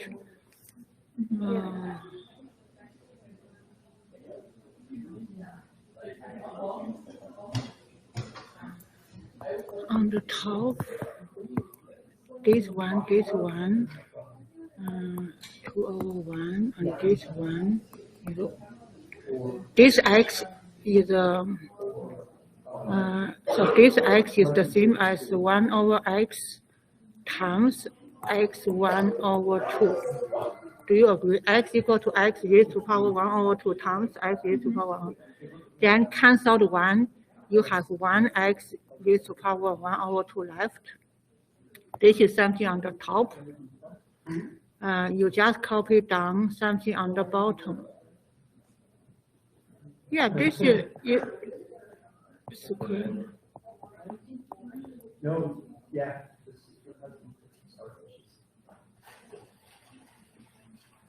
And then correct like term here. 1 over 2 is the same as square root. So on the top you have this is 2 over 2. So 1 over 2 square root of x plus 8. This is on the top. On the bottom, you just copy down something on the bottom.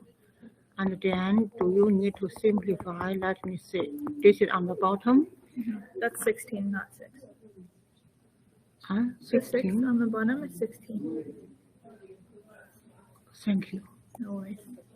Figure that might make it easier.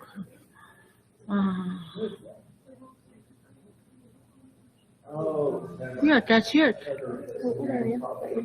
What is the right answer? I don't remember what it was. 16 on top. I have the one I had. I have the answer in there. Yeah, found the correct answer. You can verify with me after break. Okay. Yeah, after the lecture ends, we still have time. Okay. Yeah. Thank you. Hello. Just have a quick question. For the term test, is there going to be an equation sheet? Like, we're going to be given equations? No equation sheet, major formula is given. So we're You given have formula like formula sheet. sheet? Yeah. Okay. But it's better to, remember. Yeah. Yeah, okay, thank you.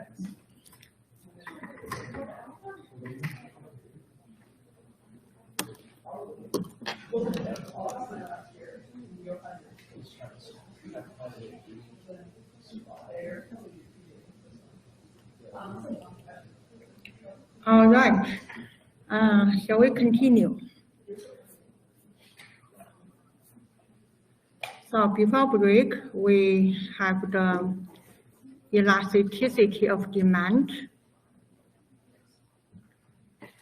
So do not forget there is a negative sign here, negative P times F prime over F.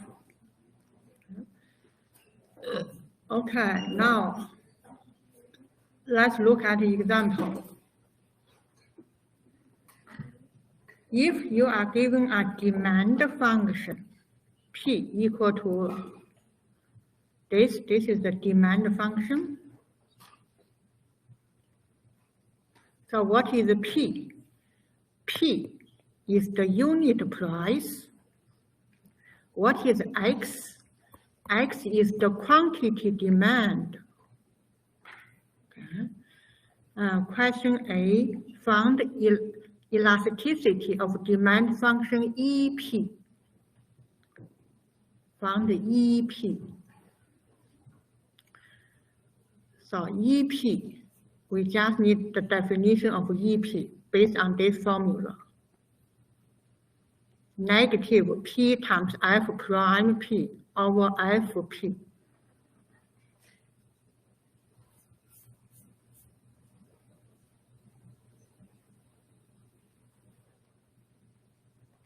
Okay.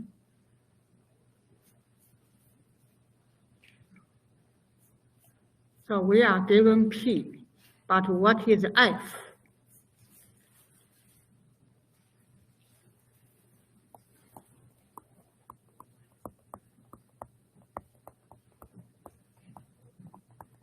So that is the definition of EP.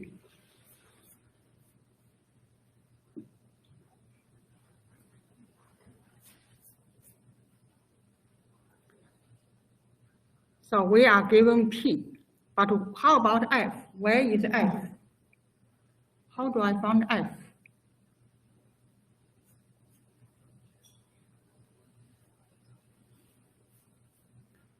To find F, you have to start from here. Solve X so that you can find F. So if P equal to negative 0.02x plus 4x, how do I solve X? You move 0.02x to the left and move P to right. My objective, I want to solve X. That's why I move item around. So X equal to, both sides I times 50. So negative 50P plus 50.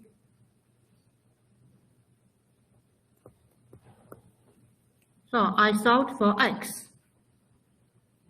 And this is my F, FP. So FP is negative 50P plus 2, so this one. I found F. And once you found f, okay, I missed 1 0 here.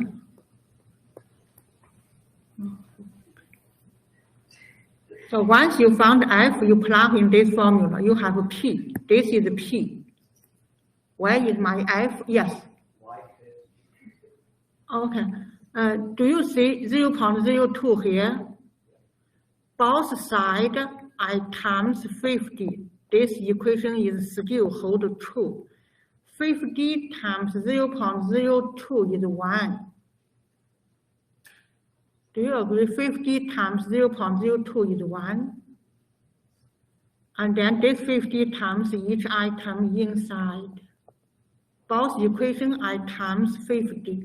The other way, you can just both sides divided by 0.2, same thing. Okay, so I want to solve for x. First, I move item around. So everybody agree with this step. Okay, now both equations divided by 0.02. Left hand side, you have x. 0.02 divided by 0.2, x, right? Right hand side, you have 1 divided by 0.02, that is 50. 400 divided by 0.02, you got 20,000. Each item divided by 0.02. Okay. Make sure you play. You go home, you redo this to see if you can come up with this. This is basic fundamental algebra. Okay. Okay, so theoretically, we know how to figure out this. We know P. This is P. We know FP. This is FP. If we know FP, of course, we know F prime P. Take derivative of P. So that is just 50 is the F prime P. Okay. And then we plug in.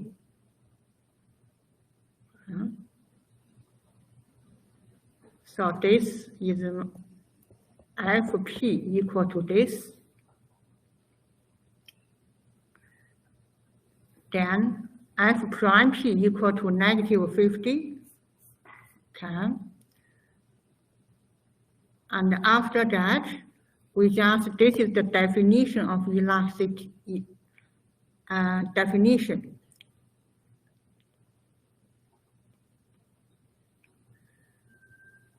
And F prime P is 50. We just plug in. And this is our final result for question A.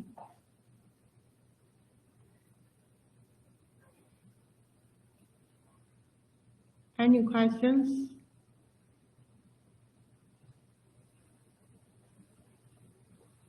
Question B, compute E 100. You just plug in P equal to 100. Question B, plug in P equal to 100.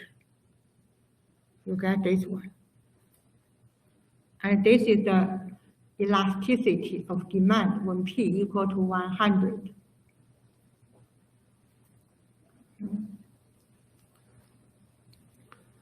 Okay, question C. Compute E 300.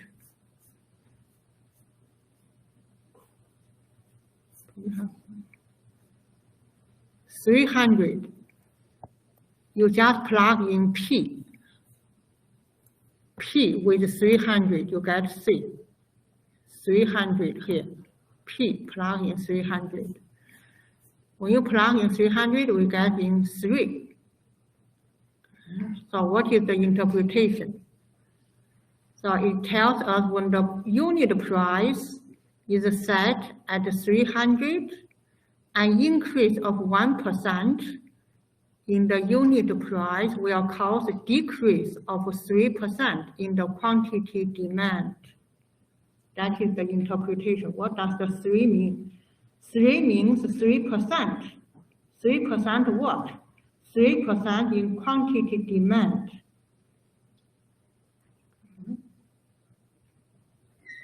Any questions? The interpretation. If you increase price by 1%, quantity demand decrease 3%.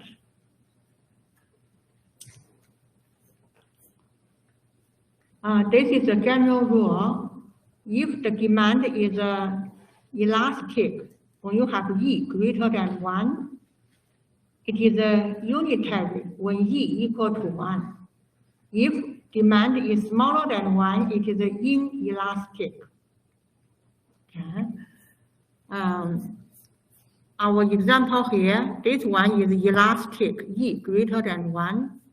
Question B, E smaller than 1, inelastic.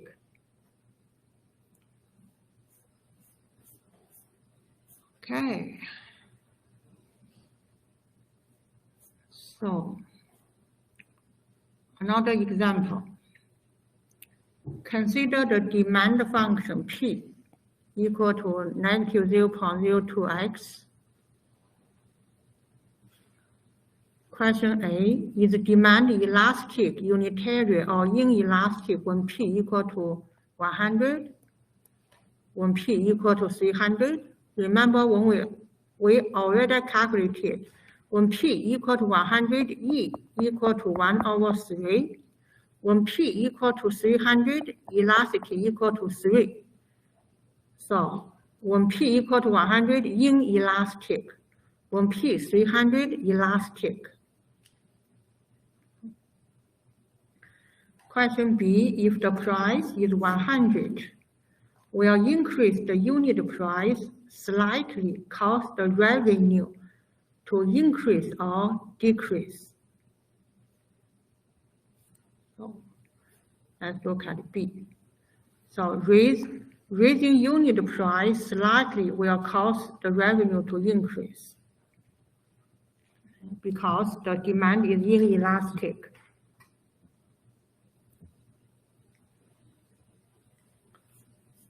Okay, any questions? Okay, let's conclude the economics. Cost function, revenue function, profit function, elasticity. Next, we'll introduce the higher order derivative. So far, our derivative is the first order derivative. We're only dealing with f prime. If you take the derivative of derivative, that is the second order of derivative. If you take derivative again, that is the third order derivative. Okay. So that is the concept of higher order derivative. So this is the first order, second order, third order, the nth order derivative notation. Or sometimes we write down this notation, D1, D2, D3, Dn. Most often we write down this way.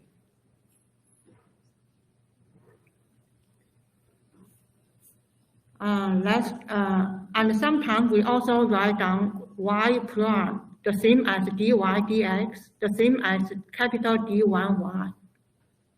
So second derivative, y2 prime, the same as d square y over dx square, etc. So those are just high order derivative notation, just a notation. Let's take a look at example. Find the derivative of all orders of the polynomial function.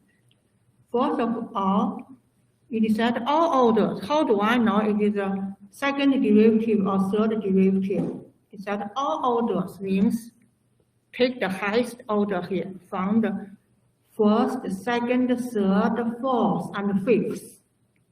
Find the fifth, okay? So let's find the first derivative. First derivative, you just take derivative of each item you come up with here. And the first derivative, we use xn derivative equal to n xn minus 1. So for example, x raised to power 5 derivative 5 raised to power 5 times x raised to power 4, etc. Next, we found the second derivative, means you take derivative of the result of the first derivative. And then you found the third derivative. Take the result of the second derivative. You found derivative, you get a third. Okay. Now let's find the fifth. 1, 2, 3, 4. The fourth derivative. Take derivative of this, you found the fourth. Maybe sometimes we use this letter. Sometimes we use this notation, fourth derivative. Okay. So what is derivative of 60x squared? It is 60 times 2x minus 72. So 120x minus 72. That is the fourth derivative. And the fifth derivative. Take derivative of 120x. It is just 120.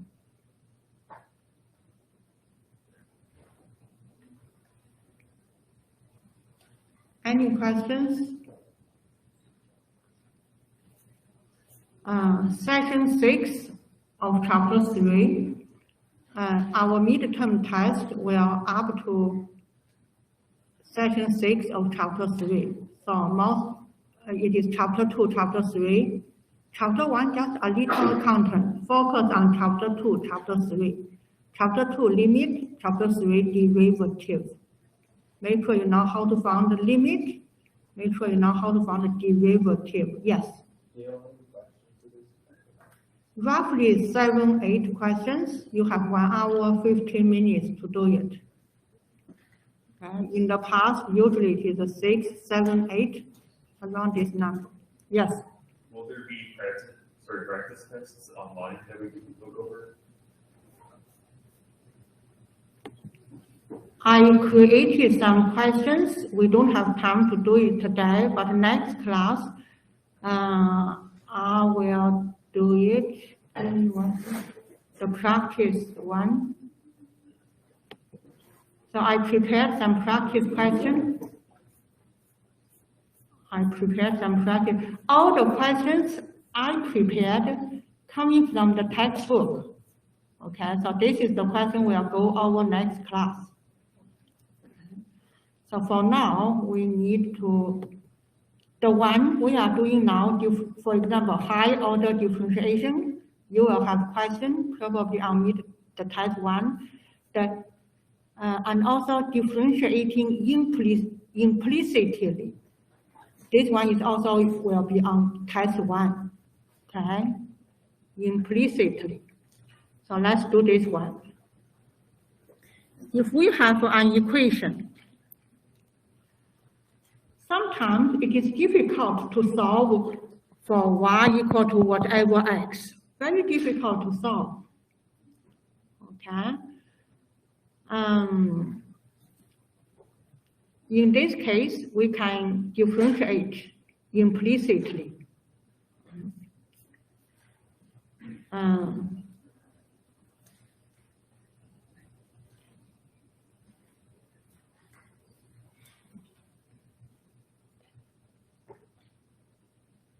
So in this one, we can express fx equal to x. But for something like this, y raised to power 4 minus y3, very difficult to write down y equal to fx, very difficult to write down. So we need to use an implicit differentiation. So how? Let's take a look at this example. If you have y squared equal to x, how do you find dy dx? To do this, in your mind, y has x. X is x, but y has x.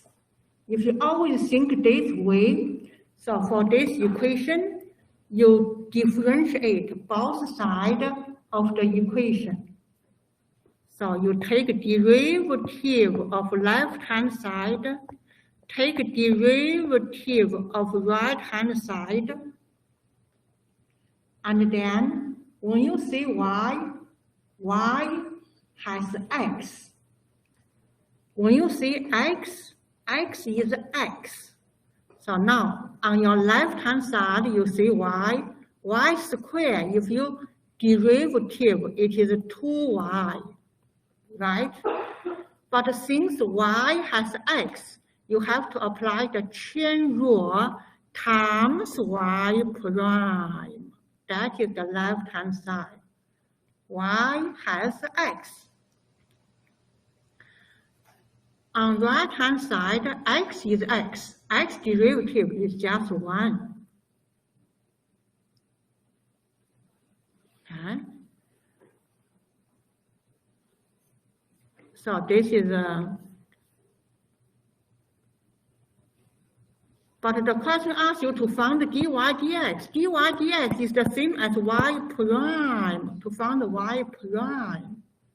Dy dx is the same as y prime. So from here, you found y prime equal to 1 over 2y. That is your result.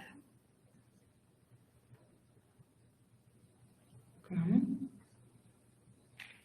And in your written assignment 2, you have some questions for this. The last 4, there are 16 questions in written assignment 2. Last 4 questions about implicit differentiation. And one of them asks you to use algebra to solve implicit differentiation. So this is the one I'm going to show you. How do you use algebra to get implicit differentiation? To use algebra, you need to type in a command in implicit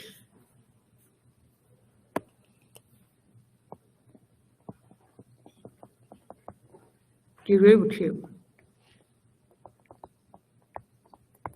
Type in this command, then opening bracket, and you need to move original equation to y squared minus x. You need to write down this, not y squared equal to x. You need to write down, move the right-hand side into left-hand side. That's the command in algebra.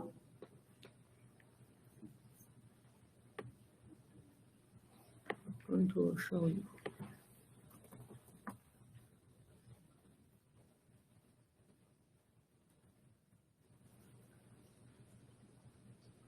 So this is the algebra typing implicit.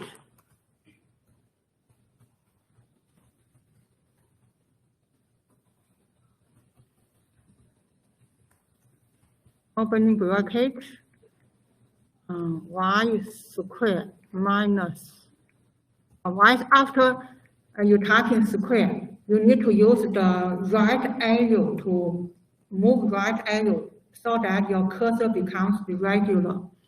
So minus x. And you got 1 over 2y. Yeah, see? We got 1 over 2y. Okay. Any questions? All right. Next is the related rates problem. Again, you have some applications for written assignment 2 about this. Okay. Let's look at this example.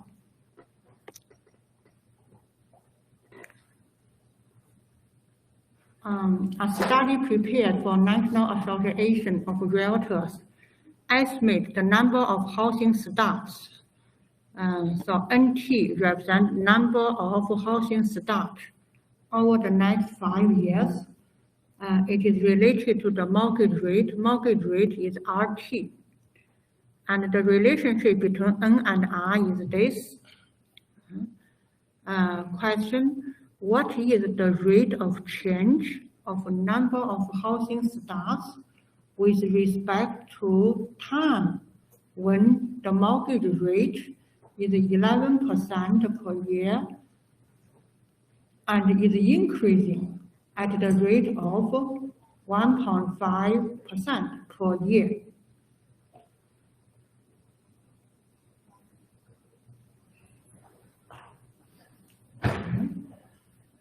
Okay, so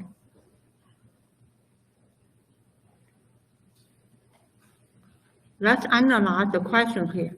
We have two variables here. One is capital N, that is the number of housing starts, and this number related to the time T, represent the time or year.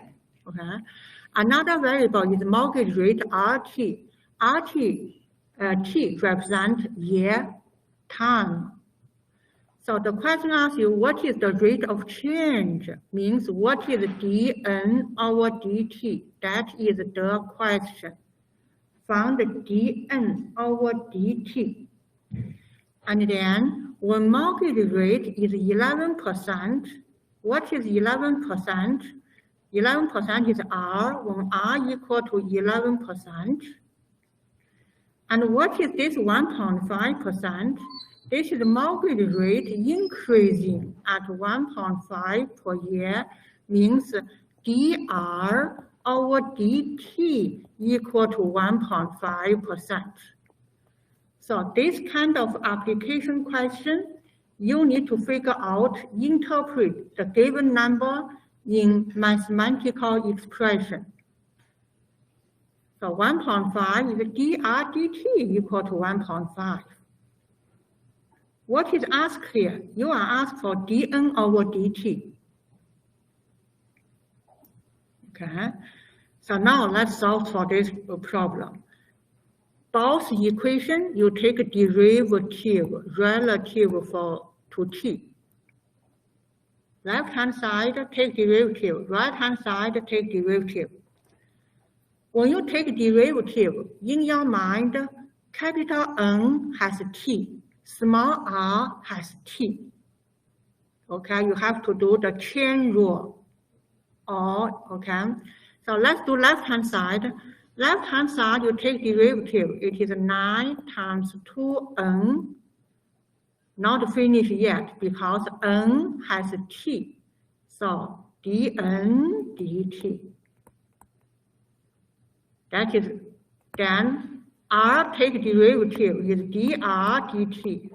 You cannot say, I'll write down, you correct my mistake. You say, oh, derivative of r is 1. Do we say x derivative is 1? This is correct, yes. But this is r. R has something to do with t. So the derivative of r equal to dr dt. The derivative of r not equal to 1. R has t. And this x is just x. X is x. This r is not r. R has t. Okay, so this is not 1. So you have to write down dr dt, means derivative of r.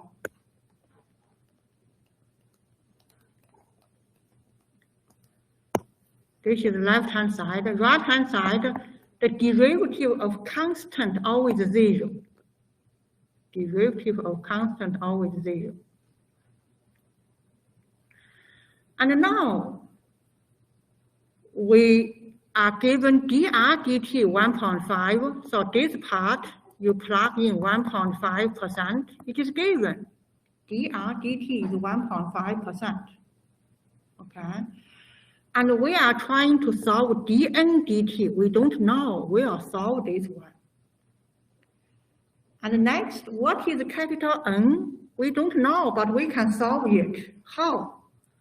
When you are given r equal to 11%, plug r into original function. Can you solve for n? Yes, of course. One equation, one unknown. You can solve for this n, right? From here, can you solve for n? Of course. After you solve for n, plug this n into this number, into this position.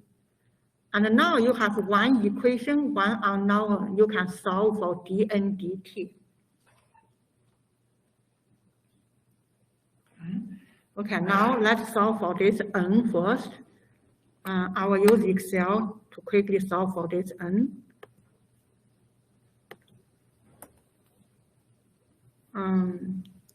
Units of million.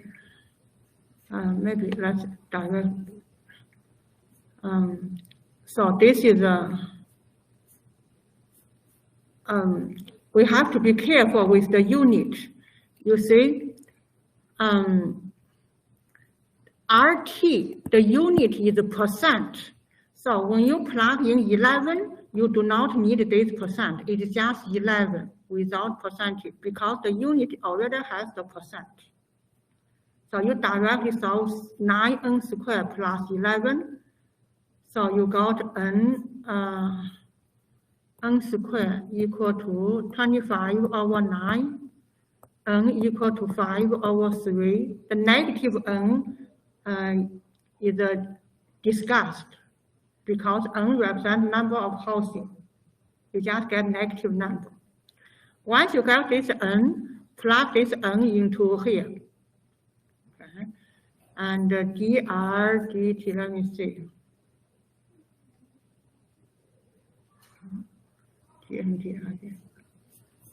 Again, dr dt is just 1.5 without percentage because the unit for r is already percentage.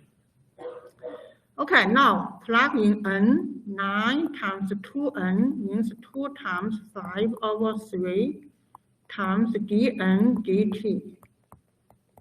dr dt is 1.5, this one without percentage, okay, equal to 0.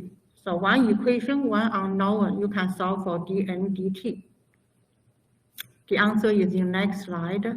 dn dt 1 over 20.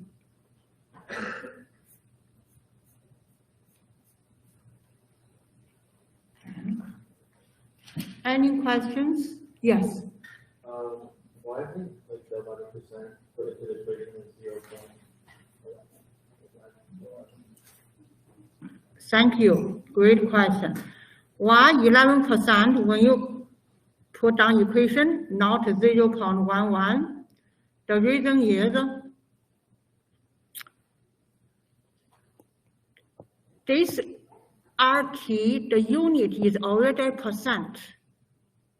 Unit is already percent. So this one should not be given here. Should just say the mortgage rate is 11 because we know the unit is percent. It is given here. Okay. Any other questions? Yes. You will definitely have this kind of question for the written assignment too.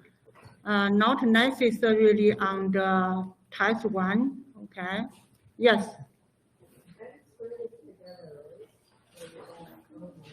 N squared. This one here. Yeah, you square root. When you square root, you have positive, negative, but we take away negative because it is represent number of stuff. Okay, that's all for today. We finished chapter 3. Next week, week 5, we'll deliver the lecture and we'll do the review. Okay? So week 5 is a short lecture, just 34 slides plus review. Review for test 1. Thank you for your participation. Good night. You have questions? I am here. So just to confirm, you're square rooting the top and the bottom, right? Like separately? Absolutely. Okay, Yeah. amazing. Thank you so much. You are. Is it going to be online or offline? The test 1 in person. In person. Test 1 go to at the beginning. I make announcement. Test 1 TH247 It will not be written. Yeah, written exam. like how you write your written assignment 1. Friday, February the 10th, 7 p.m., 8:15. Okay.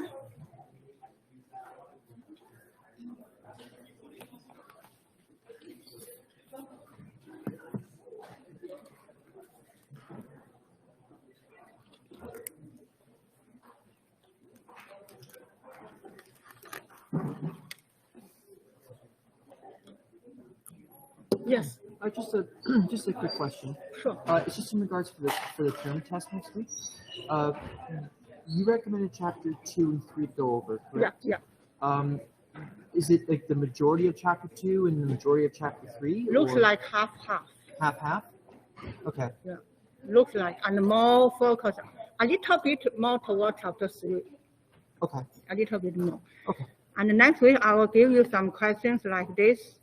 We are going to solve those questions. You have a taste of what would be type 1 question looks like. Something looks like this. Okay. Okay. So those my review questions for next week. All from textbook questions. Okay. Yeah. Thank you very much. You're welcome. Thanks for asking. Hello. I was just wondering, can you explain how you got from here to here again? I think I missed that. Oh, sure, absolutely. So I'm going to find a space. So the original function give you this, right? Yeah. This is original function. Given, find dy dx. Solution, both sides we take derivative. All right. Right? And y has x. X is just x. Okay? So this part, y squared derivative is 2y. Mm-hmm. But y has x, so you have to times chain rule. Y prime, take derivative of y prime. Okay. Okay? So right hand side, x derivative is just 1. Yeah, so it just has just a. Yeah. So this y prime, we saw y prime is 1 over 2y. Because then you move this guy over. Exactly, yeah. You are smart. I think I got Okay, yeah. Okay. Can you explain how you went from like that equation to this answer? Oh, sure. So this is today's lecture. Yeah. And it is in. Like, did you multiply this 9? Like, I don't get why the from here Let's to do, the yeah, bottom. yeah, let's do step by step. I need to, so week 4.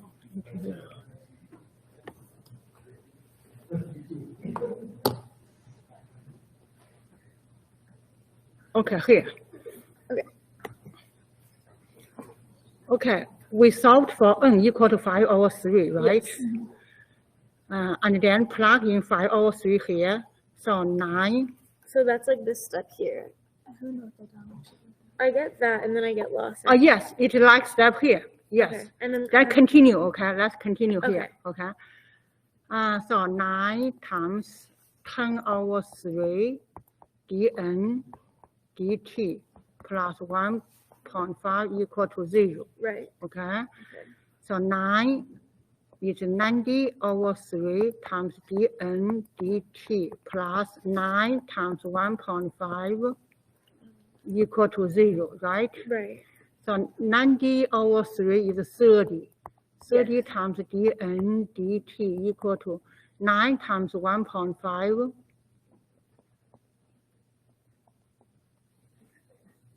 I'm is so 9, 13.5. Yeah. 13.5 is 9 times, okay, equal to 0. And then dn dt is negative 13.5 over 30. So what is this use decimal? Oh, we got different answer here. Maybe, give me 1 second. Where's the 1/18 they're getting?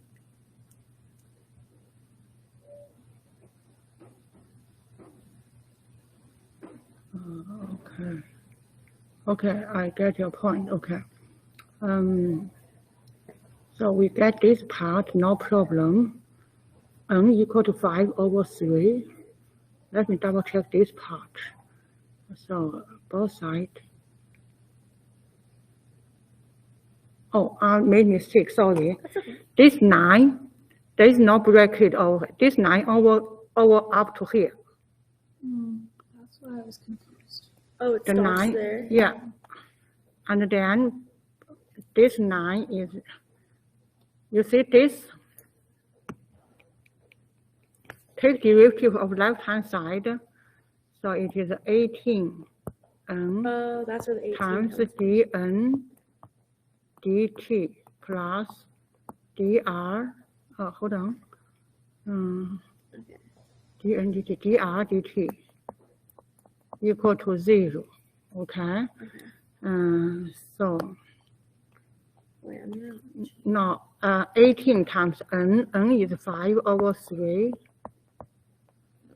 times dn dt, dr dt is 1.5 equal to 0. Now we solve for dn dt.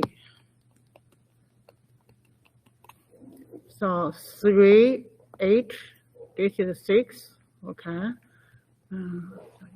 And 6 times 5, 30 times dn dt plus 1. And then dn dt is negative 1.5/30. 1.5/30. 1.5 equals 30 is 15/300. Then 15, 1/20. Yeah. Yeah, okay. 1/20. So it's dn over dt equals negative 1.5 divided by 30? Correct. Okay. Which 1.5 divided by 30. Which dn over dt would equal negative 1/20. Correct. Okay. Okay. Yeah, here. That makes more sense. Yeah. And then we have the answer to that other one we were looking at. Oh, okay. Except So my question was the same, except mine was +7 instead of +8, and that was the final answer they wanted. okay, let's found this question. What is here? That one. So x over, Root x plus 7. we try to find derivative, okay?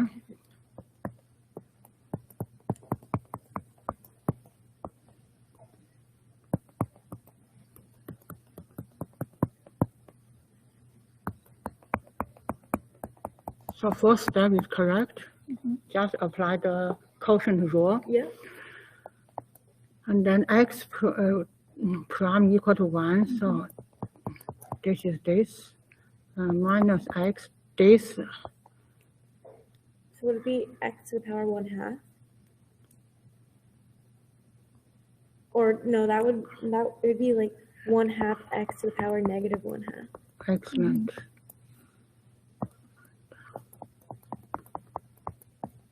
I think Do that's your what- answer keep the answer? Yeah, keep the Yeah. bottom. Don't expand the bottom. Okay. Okay. Don't expand the bottom. I'm just confused on like I understand the Okay, bottom yeah. just like the other three. Okay. This one. So square 7 minus 1/2. X times x negative 1/2. Copy down the bottom. Copy down the bottom. Okay. And this one copy down. X times x. This is power 1. 1 minus 1/2 is positive 1/2. Remember the property xm times xn equal to xm plus n. Yeah. Okay. Yeah. So this 1 minus, okay, this one. Copy down the bottom. X plus 7 raised to power 2. And now 1/2 is the same as square root of. Oh, why I canceled out? Let me see the sign. Okay. Let me change the original question. Okay.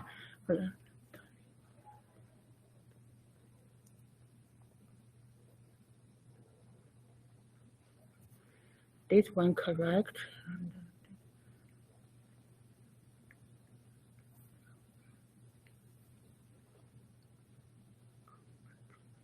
This one is correct. Minus x raised to power 1 times x negative 1. Okay. Would that not be negative 1x? Like, are you multiplying the negative x into the, like, would that not be like negative 1? I take 1/2 here. This is x times x raised to power negative 1/2. This I'm pretty sure is correct. And then I'm double check this step. This is also correct. So far, so good. We are good. We are almost done. Okay. Okay. Instead of writing 1/2, I will write down the square root of x. The same thing, right? This part, just this part. Everything else I copy down, right? Okay. And now this is 1 square root. This is negative 1/2. So correct like term 1/2. This is 1 times square root. So 1/2. Copy down 7. And both times 2, bottom and. To get rid of the 1/2? Yeah. Oh. So get rid of the 1/2. You have 14 on the top. And then 2. 2. Okay. Oh. Can you go up if you want? Sure. Feel free, yeah. Okay, wait, where do I get confused? Okay, I'm confused. Like, when you're multiplying in that negative, like, is this one term? Like, you're not doing negative x times 1/2 and negative x times. No. This is a, so make sure you understand this part. What you're asking, are you okay with this item? Yes. So you see, this prime is applied to this bracket. Okay. So this x unchanged. I did nothing. I just take derivative of this bracket. Okay. And this is a multiplication. So you hold do on. Yeah, multiply that x into both. Oh, I see your point. I see. Yeah. Is that what you're doing or no? No. What you are saying, so I'm doing this. I know your point. I know exactly what you ask. Are you saying, oh, x plus times this, x plus this? No. Okay. Because this is multiplication. If this is plus, Then you are correct. Oh, okay. If this is minus, you are correct. But now this is multiplication. Oh. So then you're just bringing it into just delete the bracket, that's it, when you have this multiplication. Do not bring it in. When you bring it in, it is plus or minus. Right. Okay. Okay, So then that is your question. Yeah, and now I understand your. So then you were just multiplying like the terms? Yeah. Okay. Yeah. Oh, so you just multiply it by the first one? Yeah. Okay. But I thought we were multiplying it by to that, not the 1/2. You see, I just moved the position of x to here. So that you could multiply the x's together. Yeah. Okay. I can multiply x together because for this part I can apply this rule equal to xm plus n. And then that makes it positive. Yeah. Okay. That makes more sense now. I think that's what I was getting. I was trying to like multiply it in. Yeah. That makes more sense now. Would we have something this complicated on the term? Yeah, for sure. This is not this kind of question, do it again. Okay. All right. For sure you have this question. Yeah. Okay. So, all right. Okay. Thank you very much. You're welcome. Thanks for asking. Yeah. Okay. Thanks for your waiting. I'm just confused these questions. In the highlight class, I don't know why we should pass the minus fs times gs. The highlight part? Yeah. I minus an item, I plus an item. It will not change anything. Yeah. why? About why? Yeah. Good question. I want to produce something like this. When I minus plus, I take away factor out the gx. Do you think I get fx plus h minus fx, something like this? I want something like this. So, if I get if I write a question in the test or in the assignment to find this derivative, I also need to. The test or questions always something like, I give you example x squared. Do you have note? Find the derivative of x squared. How do you find derivative of x squared based on those 4 steps? Oh, yeah. It's like this question, not like this abstract. Find the derivative of x squared. I did the example. Yeah, the test question would be like that. Maybe the question asks you, find the derivative of x squared minus 2, something like that. Same question. Okay? Thank you. Yeah, you're welcome. Hi. Hi, I'm sorry, just a small question about this part of web assignment. Oh, sure. I have been trying to get this one because it's just a simple one. It's root square x. So we know that that will be x elevated 1 divided by 2. So what is the question? The question asks you found derivative? Yeah, because when I try to find the derivative, I'm pretty sure this is the answer.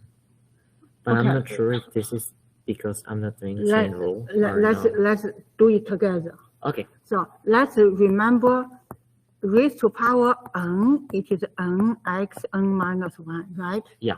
So then we write down this raised to power 1 over 2, like this format. Plus 3. Yeah. Okay. And then use this formula. So it is 1 over 2 n times x n minus 1. So sorry. Yeah, now I realize my mistake. Okay. Yeah. 3 is constant, is 0. Yeah. Any count. When you always differentiate, I forgot to bring the exponent down. Okay. So this is a negative 1 over 2, right? Negative 1 over 2 is the same as positive 1 over 2 when you put this in the, yeah. So the correct answer should be this. That it will be. Yeah. So sorry. Because this is like the last exercise that I need of the assignment, and I was like really like, why I'm not getting it right? This one, because yeah, now I realize I didn't brought the exponent. Yeah. Thank you so much. Thanks for asking. What's your name? Mateo. Mateo. Good question. Thank you. Okay, you're welcome. Okay, good night. Yeah, see you. Bye.